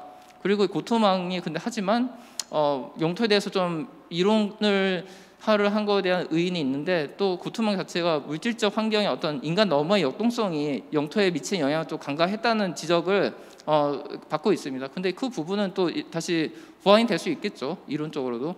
그렇다면 이승호 선생이 이제 분석했던 그 안보 우선은 보건 안보 혹은 생명 안보의 측면이 북한의 국가 형태 의사결정을 할 때 굉장히 중요하게 이제 반영하게 된 게 아닌가라는 생각을 우리도 선제적일 수도 있고 아니면은 사후적으로 해석할 수가 있겠죠. 열린 게 결론입니다. 그래서 분단 체제론의 물질주의적 해석을 위하여라고 이제 거창하게 했는데 엄청 거창하지는 않고요. 그래서 결국 분단 체제라는 이 단어는 백낙천 선생님이 이제 제안을 하셨죠. 그리고 저희 사회과학에서는 많은 논쟁이 있었지만 최근에는 이제 관심이 없는 것 같습니다. 젊은 후속 세대의 경우는 더 분단 체제에는 관심이 없죠. 그런데 그럼에도 불구하고 다시 이 분단 체제의 키 텍스트 중 하나인 이 분단 체제 변형 공부기를 보면 이런 말을 좀 더 약간 그래도 미래를 내다 보셨던지 이렇게 얘기를 하셨습니다. 이건 좀 한번 읽고 마무리하도록 하겠습니다. 물론 체제라는 용어에는 그 나름의 함정도 따른다. 분당 체제라는 무슨 고정된 실체가 따로 있어서 한반도의 모든 현실들이 그것의 속성으로 확인되고 끝나는 관념 유희에 빠질 위험이 없지 않은 것이다. 그걸 인정하시네요. 하지만 도저히 단일한 체제에 편입될 수 없을 것처럼 보이는 이 이질적 현상들을 체계적 인식하는 노력을 통해 그보다 훨씬 광범위하고 다양한 세계 체제에 대한 인식 능력도 획기적으로 증가할 가능성이 있다 하고 미리 열어두었습니다.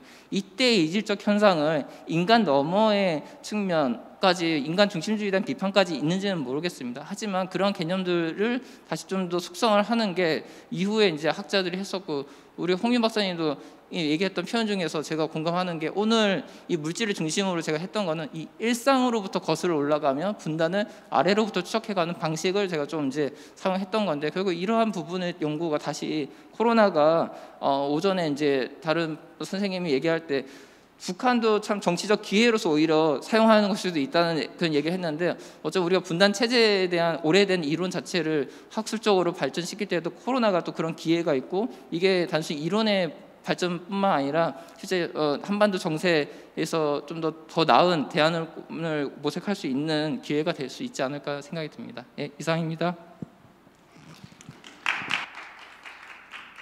네, 감사합니다.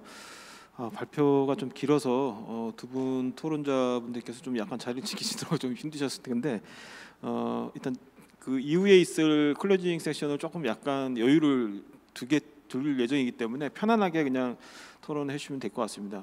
우선 김황배 교수님 토론 말씀 듣겠습니다. 예, 두 분 발표 잘 들었고요. 오늘 저를 불러주셔서 영광입니다. 김준수 그 연구원께서 이제 요즘 최근 그 사회과학, 특히 인문지리학계에서 이제 많이 통용되고 있는 이제 그런 개념들, 이런 것들을 많이 소개를 하면서 이제 우리 분단 체제에 있어서의 물질의 교환이라고 하는 측면에서 영토성을 재정의해 보는 아주 흥미로운, 또 앞으로 우리 사회자께서도 말씀하셨습니다마는 앞으로 남북관계라든가 국제 정치 관계에 있어서 우리가 새로운 패러다임을 어떻게 구축할 거냐 하는데 많은 그 시사점을 주는 말씀을 해주셔서 많이 배웠습니다. 근데 이제 최근에 뭐 신유물론 그래가지고 뭐 이른바 그 우리 홍민 선생님께서도 진적의 그 사회과학이 좀 인간 너머의 물질 세계와의 관계성, 이런 것들을 좀 주목을 해야 된다, 뭐 그런 말씀을 또 하셨었는데, 뭐냐 관계론적 실제론 혹은 관계론적 유물론이라고 하는 이제 그런 논의가 또 이 진즉에 있어 왔고, 뭐 최근에 뭐 객체지향의 존재론이냐 혹은 또 이질성의 현상학, 뭐 물질의 귀환, 뭐 이런 얘기들이 굉장히 많이 또 도입되고 있잖아요.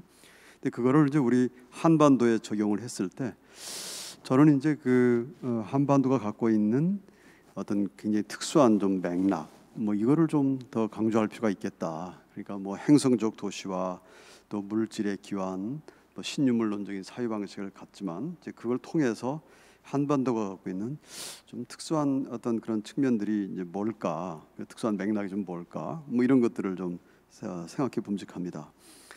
뭐 드릴 말씀이 많습니다만은 뭐 그런 것 같습니다. 예를 들어서 우리가 이제 인식론적이나 존재론적으로 하여튼 그 우리가 좀 이렇게 그 패러다임을 바꿔보자. 그건 뭐냐면 인간 중심주의적인 어떤 패러다임들, 인간 중심주의적인 통일관, 인간 중심주의적인 정치관, 이런 거를 좀 넘어서서 정말 저 물질, 그러니까 비인간을 어떻게 이 정치의 범위에 포함시키느냐, 아니면 그들을 어떤 파트너로 우리가 그 삼고 그들과 어떻게 소통하느냐 문제인데, 아까 폴리틱스와 더 폴리티컬을 구분하셨잖아요. 근데 정치적인 것이 될 수 있는 것, 그렇다면 좀 근본적으로 제가 이제 김준수 연구원님한테 정말 우리 인간 중심주의적인 그런 정치적인 것을 확산을 시켜보자는 거냐, 아니면 정말 인식론적인 단절을 해서 그들도 다시 말하면 멧돼지나 혹은 모래도 우리 인간의 한 그 정치의 그 행위 그 주체로 뭐 데려오자는 거냐. 자, 그러면 과연 이제 인간이나 인간 너머나 존재나 다 물질인데, 그러니까 물질 이론론으로 지금 이렇게 어떻게 보면 이제 회귀하는 거잖아요. 그러니까 물질이라고 하는 것이 그럼 또 뭐냐는 이제 질문을 막 던지게 되는데 어쨌든 그 이야기는 이제 복잡하니까 뭐 여러 가지 철학자들의 논의가 있으니까 어쨌든 우리가 다 인간이나 인간 너머의 존재, 그 인간 너머의 비인간 존재, 거기에는 멧돼지와 모래도 다 포함될 텐데 그럼 그들을 어떤 식으로 주체성을 인정하자는 거냐, 그거죠. 그래야지 그들도 정치에 참여할 거 아닙니까? 근데 그냥 그러면 결국 뭐 우리 흔히 이제 그 하먼이라는 사람한테 어떤 사회자가 그 모기한테도 투표권을 주자는 거냐? 그 모기를 폴리틱의 그 주체로 우리가 인정하면 모기도 그러면 투표를 하자는 거냐? 그러니까 사실 굉장히 비아냥거리는 말입니다만 이 이야기 속에는 하여튼 우리가 존재론적으로 인식론적으로 굉장히 전회를 하는데 그 가능성이 어디에 있느냐는 얘기거든요. 사실은 그게. 그래서 저는 어쨌든 그 인식을 좀 어떻게 해야 돼요? 어저께 제가 이제 그 마지막 강의 뭐 하면서 그 리얼 유토피아라고 하는데 정말 그 리얼 유토피아에 대해서 얘기를 했는데 그 리얼 유토피아를 얘기하는 그 에리고린 라이트라고 하는 그 불평등을 연구했던 그 학자가 무한한 상상을 해보자. 우리가 사회 지도를 바꿀 수 있는. 근데 무한한 상상을 하는데 거기에 우리가 성취 가능한 것부터 한번 얘기해보자. 그러니까 이야기는 스타트는 그렇게 하자. 그러니까 우리가 그 모기한테도 투표권을 줄 수도 있고 멧돼지한테도 줄 수도 있고 뭐 모래도 행위 주체로 들을 수 있죠. 들어오는 방법이 있습니다. 사실은 그건 우리 인간이 대리인을 만들면 되죠. 지금 뭐 황건우의 강의라든가 이런 데서 이미 그 에콰도르 헌법이라든가 이런 데서 이미 이제 이렇게 자연의 권리에 대해서 얘기할 때 그들에 대한 대리인단을 이제 우리 인간이 대행을 해준다면 바로 그들이 주체로 들어올 수가 있겠죠. 사실 불가능한 건 아닌데 어쨌든 우리가 가능한 것부터 해보자. 가능한 것, 성취 가능한 것부터 무한한 상상을 하되 가능한 것부터 해보자. 근데 그 가능성에 대해서 여전히 이제 좀 이제 그냥 계속 퀘스천 마크죠. 다만 이제 한 가지 가능성은 예를 들어서 아까 그 쭉 발표할 때 이제 이런 것들이 정확하지 않다 보니까 도대체 우리가 그 군인들 동원해 가지고 멧돼지를 다 막 사살하고 하는 게 그런 방역이 도대체 잘못됐다라고 비판하는 거냐 아니면 본질적으로 멧돼지에게 법인격 같은 걸 부여해가지고 사실은 그렇게 하면 안 된다. 만약에 법인격이 부여된 멧돼지한테 그렇게 총을 쐈다거나 학살이 되겠죠. 이거는 정말 그 있을 수 없는 일이잖아요. 그러니까 도대체 어디까지 가자는 거냐? 그저 우리 김준수 연구원의 그 인식론적인 전회가 그걸 한번 더 듣고 싶습니다. 근데 다만 이제 저는 그 아까 그 물질의 그 교환이나 이동을 통해서 사실은 우리 남북 관계 패러다임을 굉장히 많이 변할 수 있다. 사실 쭉 있어봤잖아요. 뭐 쌀을 주고받는다든지 예를 들어서 그 동안에 뭐 해봤는데 그 북한산 그러면 또 북한 그 물질에 대해서 우리가 갖고 있는 그 상징적인 의미, 상징적인 이미지가 아주 굉장히 그 다르지 않겠습니까? 뭔가 이질적 친밀성, 뭐 좀 같이 그러면서 저희 세대만 해도 사실은 굉장히 긴장되거든요. 지난번에 김준수 연구원이 저한테 백두산 맥주인가 갖다 줬는데 저 그거 먹으면서 혼자 먹으면서도 야 이거 옛날 같으면 국가보안법에 걸릴 텐데 이거 어떻게 하나 하고서 이미 그 규율화된 반공주의에 규율화된 저희 세대는 그 북한산 맥주를 먹으면서도 또 긴장을 여전히 이제 집에서 먹으면서도 그걸 하고 있는데 어쨌든 굉장히 상징화된 물질이죠.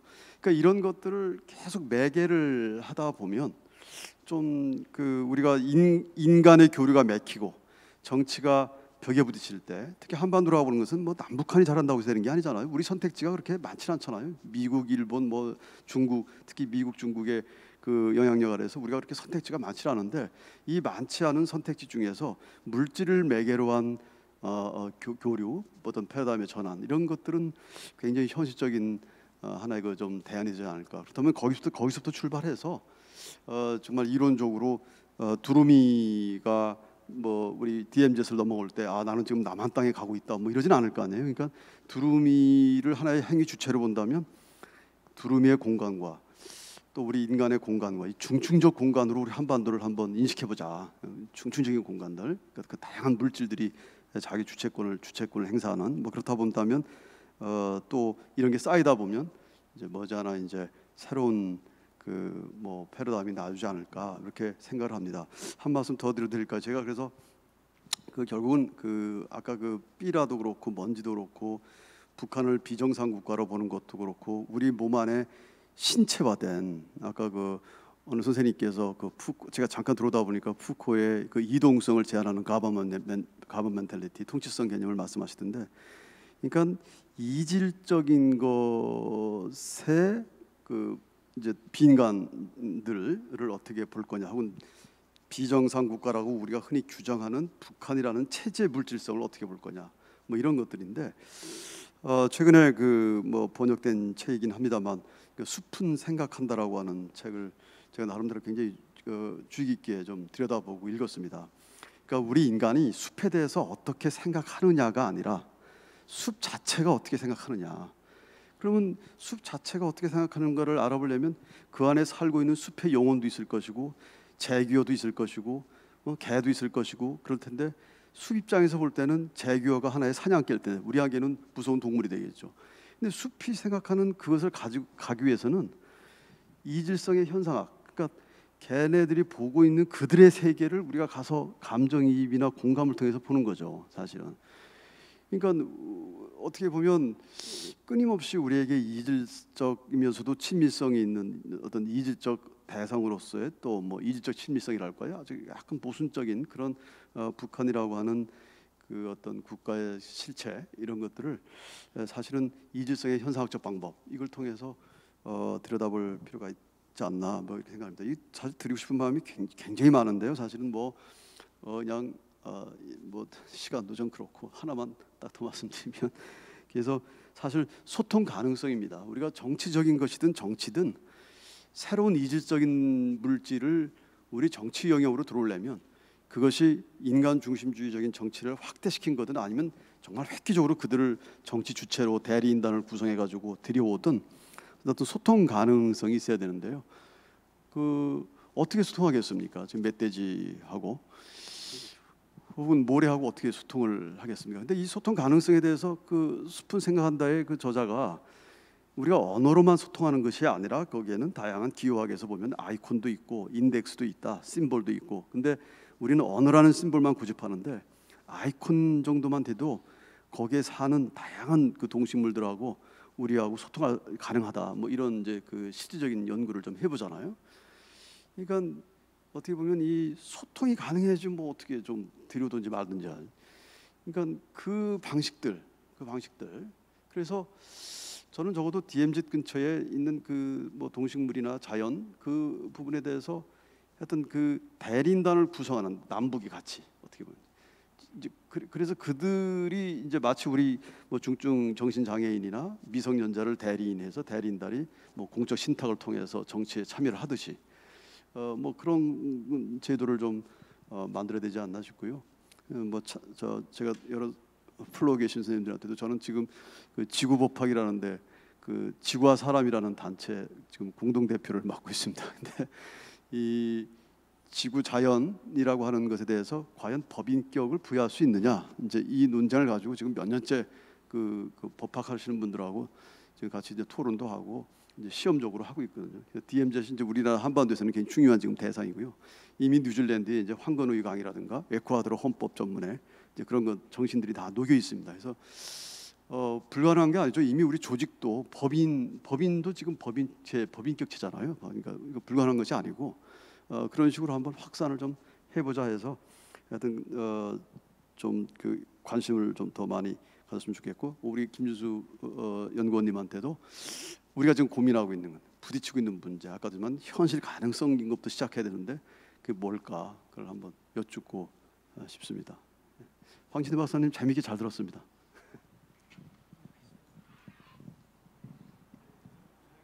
부탁드립니다. 예, 지성인 토론. 예.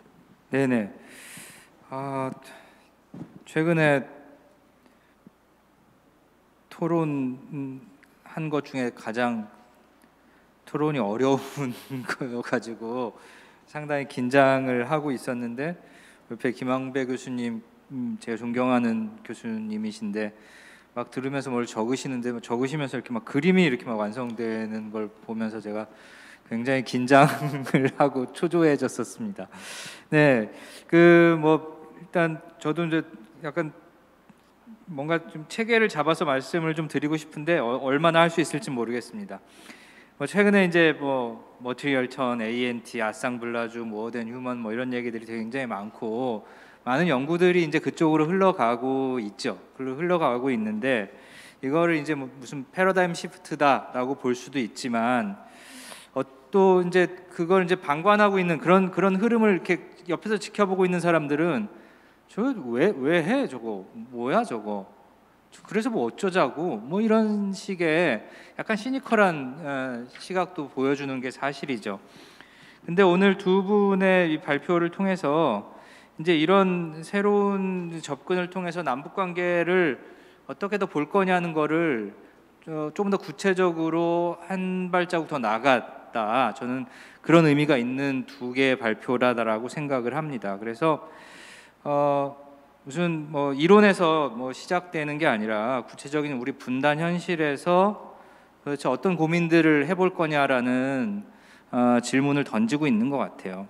그리고 이제 그래서 이제 그렇게 생각하는 게 과연 지금 우리 이 분단 체제 혹은 이 분단의 현실 이것들을 극복하거나 그 문제점을 해결하고 치유하는데 도대체 어떤 이득이 있는 것이냐라는 질문을 우리는 할 수밖에 없는 거잖아요, 사실. 이런 식의 뭐 모던 휴먼 무슨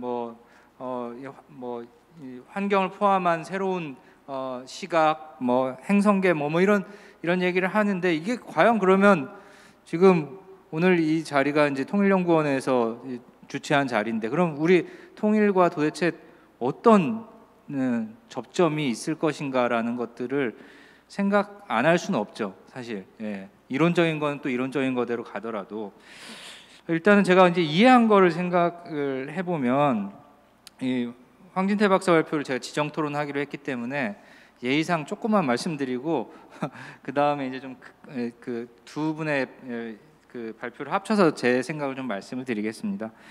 그 황진태 박사님 발표는 뭐 결국 이 번역의 문제잖아요, 그렇죠? 그래서 이렇게 사건에 이제 뭐 배치 뭐 이런 얘기 많이 하죠. 아상블라주에서 뭐 이런 사건들이 배치되어 있는데 이게 뭐 이걸 어떻게 번역할 거냐, 해석할 거냐 뭐 이런 얘기인데, 그러니까 우리는 북한이 비정상 국가임을 재확인하려는 의도를 가지고 사실은 이 사건들을 재배치하고 이걸 번역해낸다라고 본다면 그런 시각들이 좀 많은 것 같아요. 근데 이제 북한의 경우는 이제 뭐 언론에 신문 기사를 찾아보니까 벌써 나왔더라고요.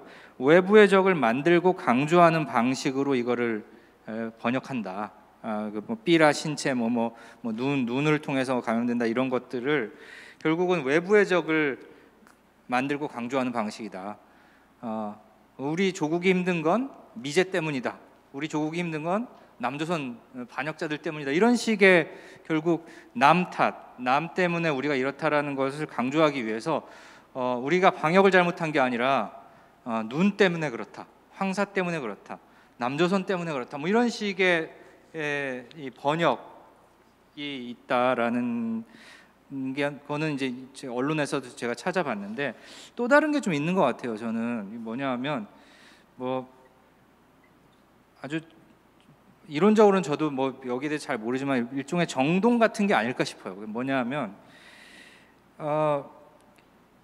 북한 사람들을 저도 많이 만나보진 않았지만 만나본 분들의 얘기를 들어보거나 저도 마주쳤을 때 드는 이 갑갑함은 그분들이 완전히 정치가 내재화되어 있는 사람들, 모든 것을 정치적으로 생각하는 사람들, 뭐 이런 느낌을 들을 때마다 굉장히 갑갑하거든요. 근데 결국 그런 것들이 정치의 내재화를 넘어서 이제 외부의 공포의 내재화까지 된 게 아닌가. 이 북한을 둘러싼 모든 사람들은 북한을 죽이려고 한다, 북한을 망하게 하려고 한다라는 이런 공포가 내재화되면서 이런 번역들을 다 공포 번역으로 해버리는 게 아닌가라는 느낌도 저는 들었습니다. 그래서 이제 두 발표를 들으면서 이제 그런 생각을 해봤어요. 지금 뭐 모던 휴먼 얘기를 하지만 저는 이제 정치지리 지정학자인데 만약에 저보고 수업을 하라 그러면 뭐 1900 몇 년대는 뭐 90년대부터 일어난 뭐 포스트 모더니즘과 비판 지정학, 그다음에 뭐 최근에 뭐 이렇게 딱딱 끊어서 가르치겠지만 현실은 사실은 그렇지는 않은 거잖아요. 그 고민들이 사실 이어지는 건데 1990년대 시작된 비판 지정학은 지정학을 어떻게 정의했냐면 지정학을 정치를 시각화하는 거다. 그러니까 지정학자가 많은 것도 아니고 지정학이 엄청나게 뭐 분석 기법이 있는 학문도 아닌데 정치인이나 뭐 이런 사람들이나 유명 인사들이나 지정학을 계속 떠들고 다닌다. 왜냐하면 지정학은 정치를 시각화한다. 적이 어디 있고 동맹이 어디 있고 왜 그들이 거기 있는지를 시각화해서 보여준다. 그래서 추상적인 정치를, 국제 정치를 시각화하기 때문에 파워풀한 것이다라고 얘기를 했다면 최근에 이 머티리얼 턴에서는 정치를 시각화하는 게 아니라 정치를 물질화, 안보를 물질화하는 전략들에 대해서 고민을 하는 것 같아요. 근데 이게 비판 지정학과 최근에 머티리얼 턴은 완전히 다른 거예요. 한쪽은 담론 텍스트 뭐 이런 얘기하고 한쪽은 막 멧돼지 얘기하고 막 이러는데 완전히 다른 것이라고 할 수 있지만 흥미로운 점은 둘 다 모두 정치, 특히 안보를 굉장히 구체화하는 방식에 대해서 관심이 있다라는 거예요. 안보를 어떻게 우리 눈에 보이게 만들어내고 있느냐, 그게 비판 지정학에서는 담론 분석을 통해서, 텍스트 분석을 통해서 어떤 거다라고 제시를 해주고 있는 것 같고, 최근에 이런 접근들은 안보가 도대체 뭘로 구체화된 물질의 표상으로 나타나느냐라는 거에 집중을 하는 것 같아요. 예, 그래서 특히 이제 이 머티리얼 턴에서는 국경 혹은 경계 이를 넘나드는 것들에 대한 공포가 구체적으로 형상화되는 거죠. 그러니까 멧돼지처럼 옛날에 뭐 90년대 때는 말라리아도 한번 있었고 뭐 이제 그런 것들이 이제 형상화되는데, 그래서 DMZ의 사실 이중철책, 그러니까 이 남방 한계선이 주로 이제 1월 1일 날 나오잖아요. 새벽에 국군 장병들이 이렇게 지키고 있는 게 나오는데 그게 우리 안보를 구체화하고 있는 것이죠. 근데 실제로는 이중철책을 넘나드는 게 위험한 거잖아요. 뭐 그게 핵이 됐든 미사일이 됐든 방사포가 됐든 이런 철책으로 막을 수 없는 것들이 위험한 건데 우리는 계속 철책, 그리고 철책이 뚫렸다 이러면 이제 난리가 나는 거죠. 그래서 이런 이 철책으로 상징되는 결국 이런 국경 혹은 경계, 통제, 이걸 통해서 우리의 안보가 지켜지고 있다라는 것들이 상징화되는, 그래서 멧돼지 하나라도 넘어오면 안 되는 뭐 이런 것들이 아닐까 싶어요. 그리고 이제 아까 김준수 선생님도 얘기를 했지만 결국은 이런 것들은 우리가 이제 그 뭐 악상블라주니 뭐 이런 얘기를 하면서도 모르겠어요. 그 지리학자들은 지리학적인 것 용어들에 되게 관심이 있죠. 특히 영토성이라는 것에 굉장히 좀 많이 관심이 있는데 결국은 이런 과정을 통해서 경계를 넘는 것도 영토화 전략에 가두어 버렸다는 얘기를 해주신 거잖아요. 그게 멧돼지가 됐던 뭐가 됐던 영토화 전략, 테리토리얼 트랩에 이제 갇혀버린 건데, 이제 그러면서 저는 아까 제일 처음에 얘기했던 그 질문으로 돌아가고 싶어요. 과연 이런 얘기들을 쭉 하는 게 우리의 분단 체제 극복이나 한반도의 이 지금 이런 고통스러운 상황을 치유하는데 어떤 새로운 시각들을 제시할 것이냐, 뭐 그렇게 새로운 것 같진 않지만 제 생각은 그렇습니다. 그게 뭐 포스트 모던의 비판 지정학이든 아니면 지금의 이 물질주의적 접근이든 간에 공통적으로 공격하고 있는 점은 적어도 지리학에서는 그렇습니다. 테리토리얼리티에 대한 공격인 것 같아요. 영토성에 대한 공격. 그러니까 국가 중심의 영토성에 대한, 이 인간 중심의 영토성에 대한 공격인 것 같아요. 이제 그걸 다시 말하면 영토성에 대해서 이제 좀 우리 쉬운 예를 좀 들어보자면 한 3가지 정도의 전략이 있는 것 같아요. 막아서 이긴다. 철저하게 막아서 이긴다. 이거는 우리 DMZ도 그렇고 평화의 댐에서 전형적으로 나타나는 방식이죠. 그게 막을 수 없는 경계를 넘나드는 것일지라도 우리는 최대한 막아서 이긴다라고 하는 그런 영토 전략이 있는 것이고, 또 다른 영토 전략은 그거보다는 조금 더 발전된 거죠. 그러니까 막고 도와준다, 혹은 막고 이용할 건 이용한다 라는 게 조금 더 발전된 전략 같아요. 막고 도와준다 이런 거는 기후 위기 뭐 이런 거 얘기하면서 장벽을 높이 쌓고 그 대신 난민이 발생하지 않도록 좀 인도적으로 도와주자라고 하는 사람들이 하는 얘기들이고, 막고 이용하겠다라는 건 북한의 경제개발구 같은 게 그런 거죠. 최대한 막고 하지만 이용할 것은 이용하겠다라는 식이라면, 결국 이런 물질성 얘기하는 것들은 결국 저는 이런 것 같아요. 어차피 못 막는다. 그리고 원래 이 세상은 그렇게 막을 수 있는 게 아니야. 다 연결돼 있는 거야.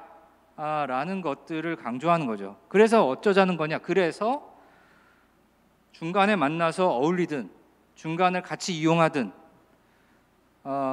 그럴 수밖에 없게 되는 거고, 그게 공동 어로 구역이든 아니면 공동 살림이든 공동 무슨 공단이든 어차피 같이 할 수밖에 없는 거야라는 것들을 강조하는, 어차피 같이 할 수밖에 없게 되는 게 이 세상의 순리야라는 것을 이야기해 주는 게 아닌가, 저는 그런 생각을 했습니다. 그래서 그런 생각을 하면서 이 두 발표를 들었습니다. 네, 저는 여기까지 하겠습니다. 감사합니다.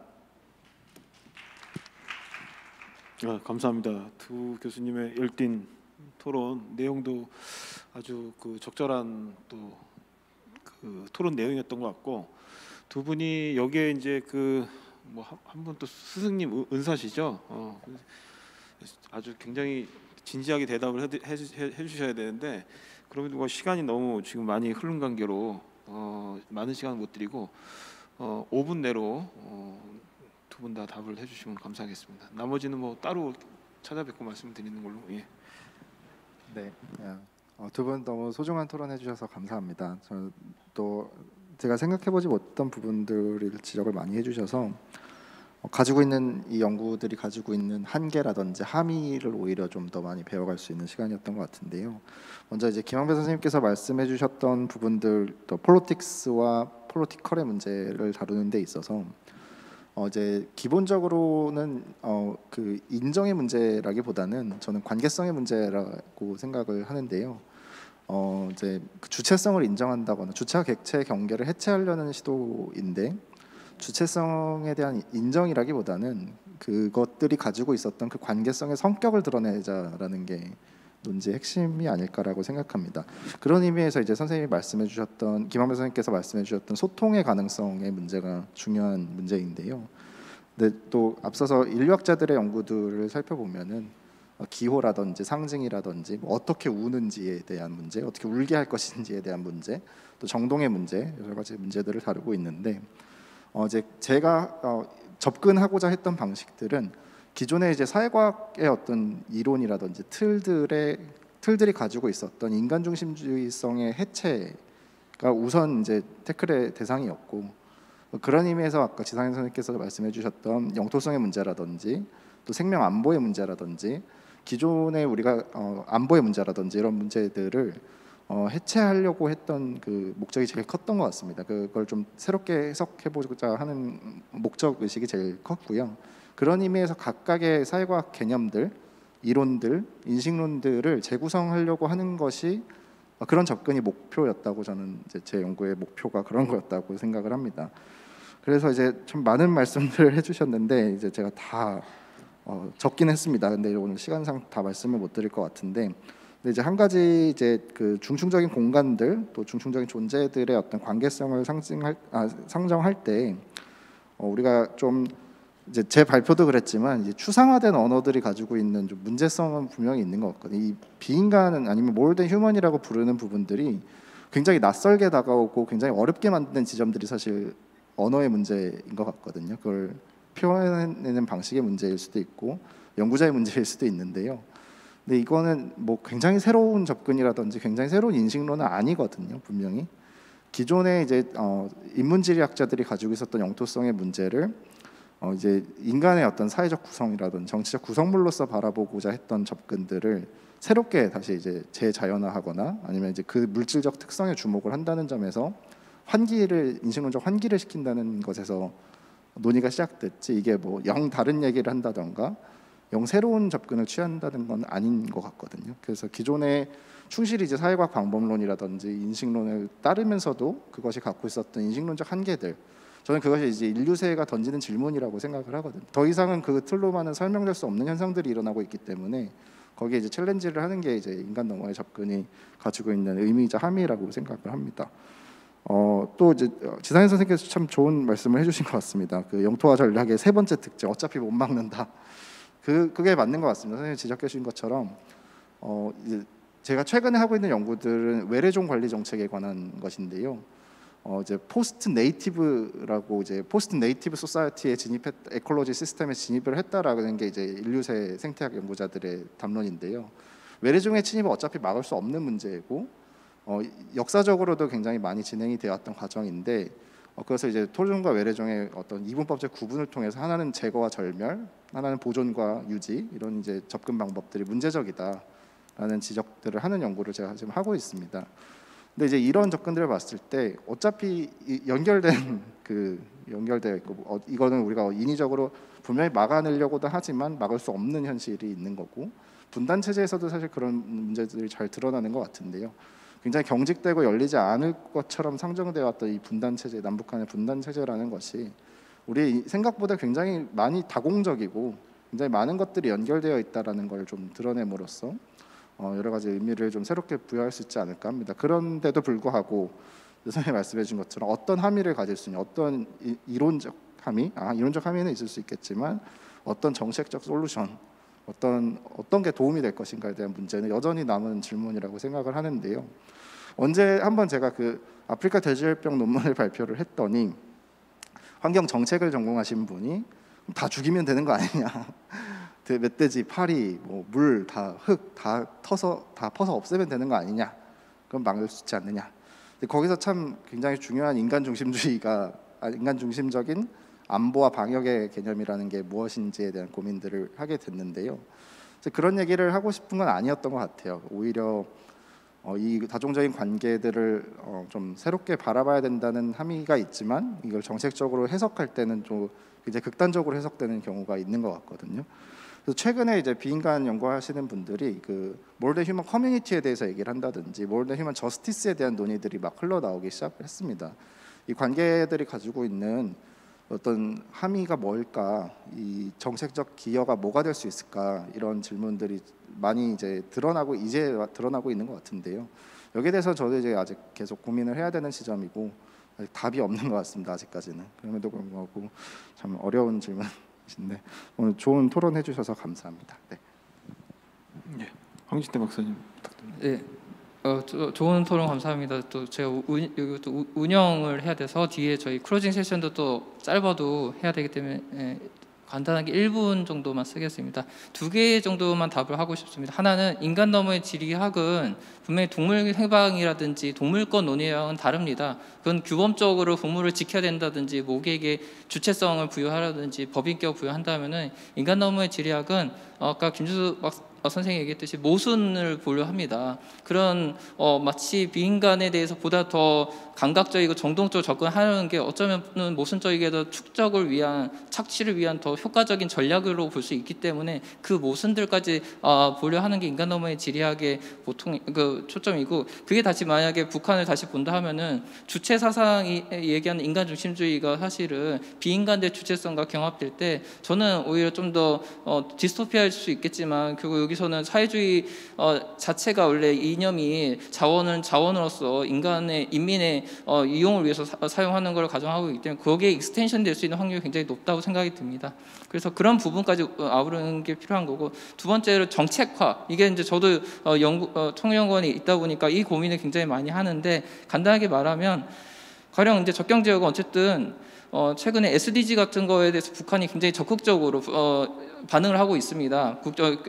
예외적인 것들이 많은 것 중에서 그래도 SDG 되게 적극적으로 이행에 대해서 보고하려 하고 하는데, 이거는 최근에 기후변화지 자연재해라든지, 다시 인간놈의 지략은 비인간도의 행위작성도 중요한데 인간이 가정하고 있는 인간 중심성, 인간의 예측 가능성, 그런 것 자체에 대해서 기각을 다시 하려고 하는 거거든요. 의문을 던지고, 이 인간의 예측 가능성이 기존의 사회주의 국가 형태에서는 컨트롤이 안 되는 현상들이 나타나고 있는 거죠. 이게 인민의 건강을 위협하고, 그건 다시 정치적 정당성을 위협하게 되고, 정권에 이 부분에 대한 문제의식이 스스로 이미 형성이 되어 있고, 그러면 그럴 때 이제 남북 협력을 어떻게 고민할까 하면, 적경지역은 미세먼지도 공유하고 있고요, 물질적으로.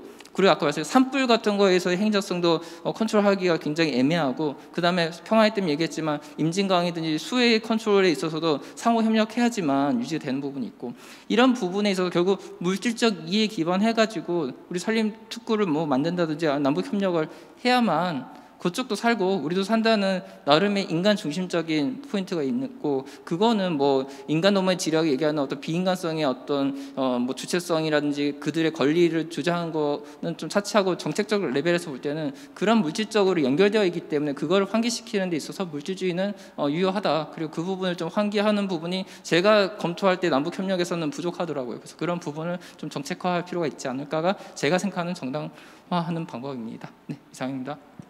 예, 짧은 답변 감사합니다. 긴 시간 제가 이제 사회자로서 완전 시간 관리에 실패를 해서 굉장히 큰 죄를 지었습니다. 근데 어쨌든 굉장히 좋은 토론과 발표들이 이어졌기 때문에 좀 위안이 되는 것 같습니다.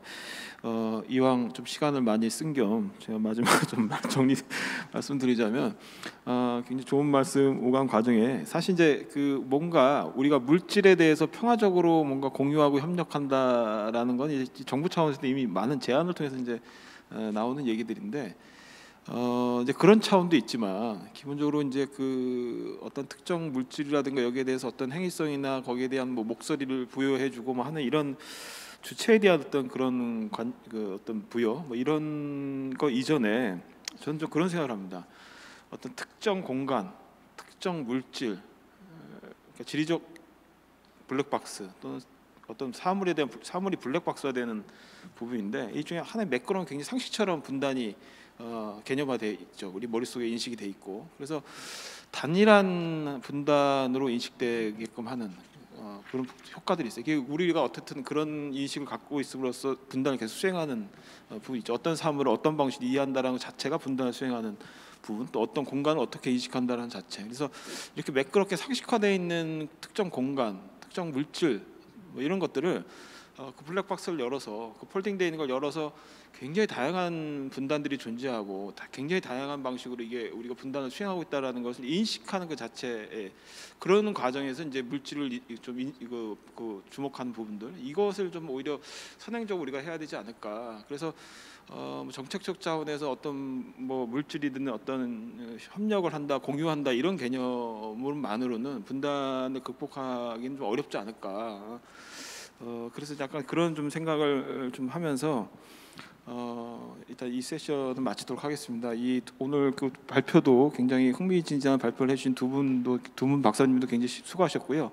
그리고 이제 굉장히 그 귀중한 발걸음을 해주셔서 토론도 아주 훌륭하게 해주신 두 분 교수님께도 진심으로 감사드립니다. 박수로 이번 세션을 마치도록 하겠습니다. 감사합니다.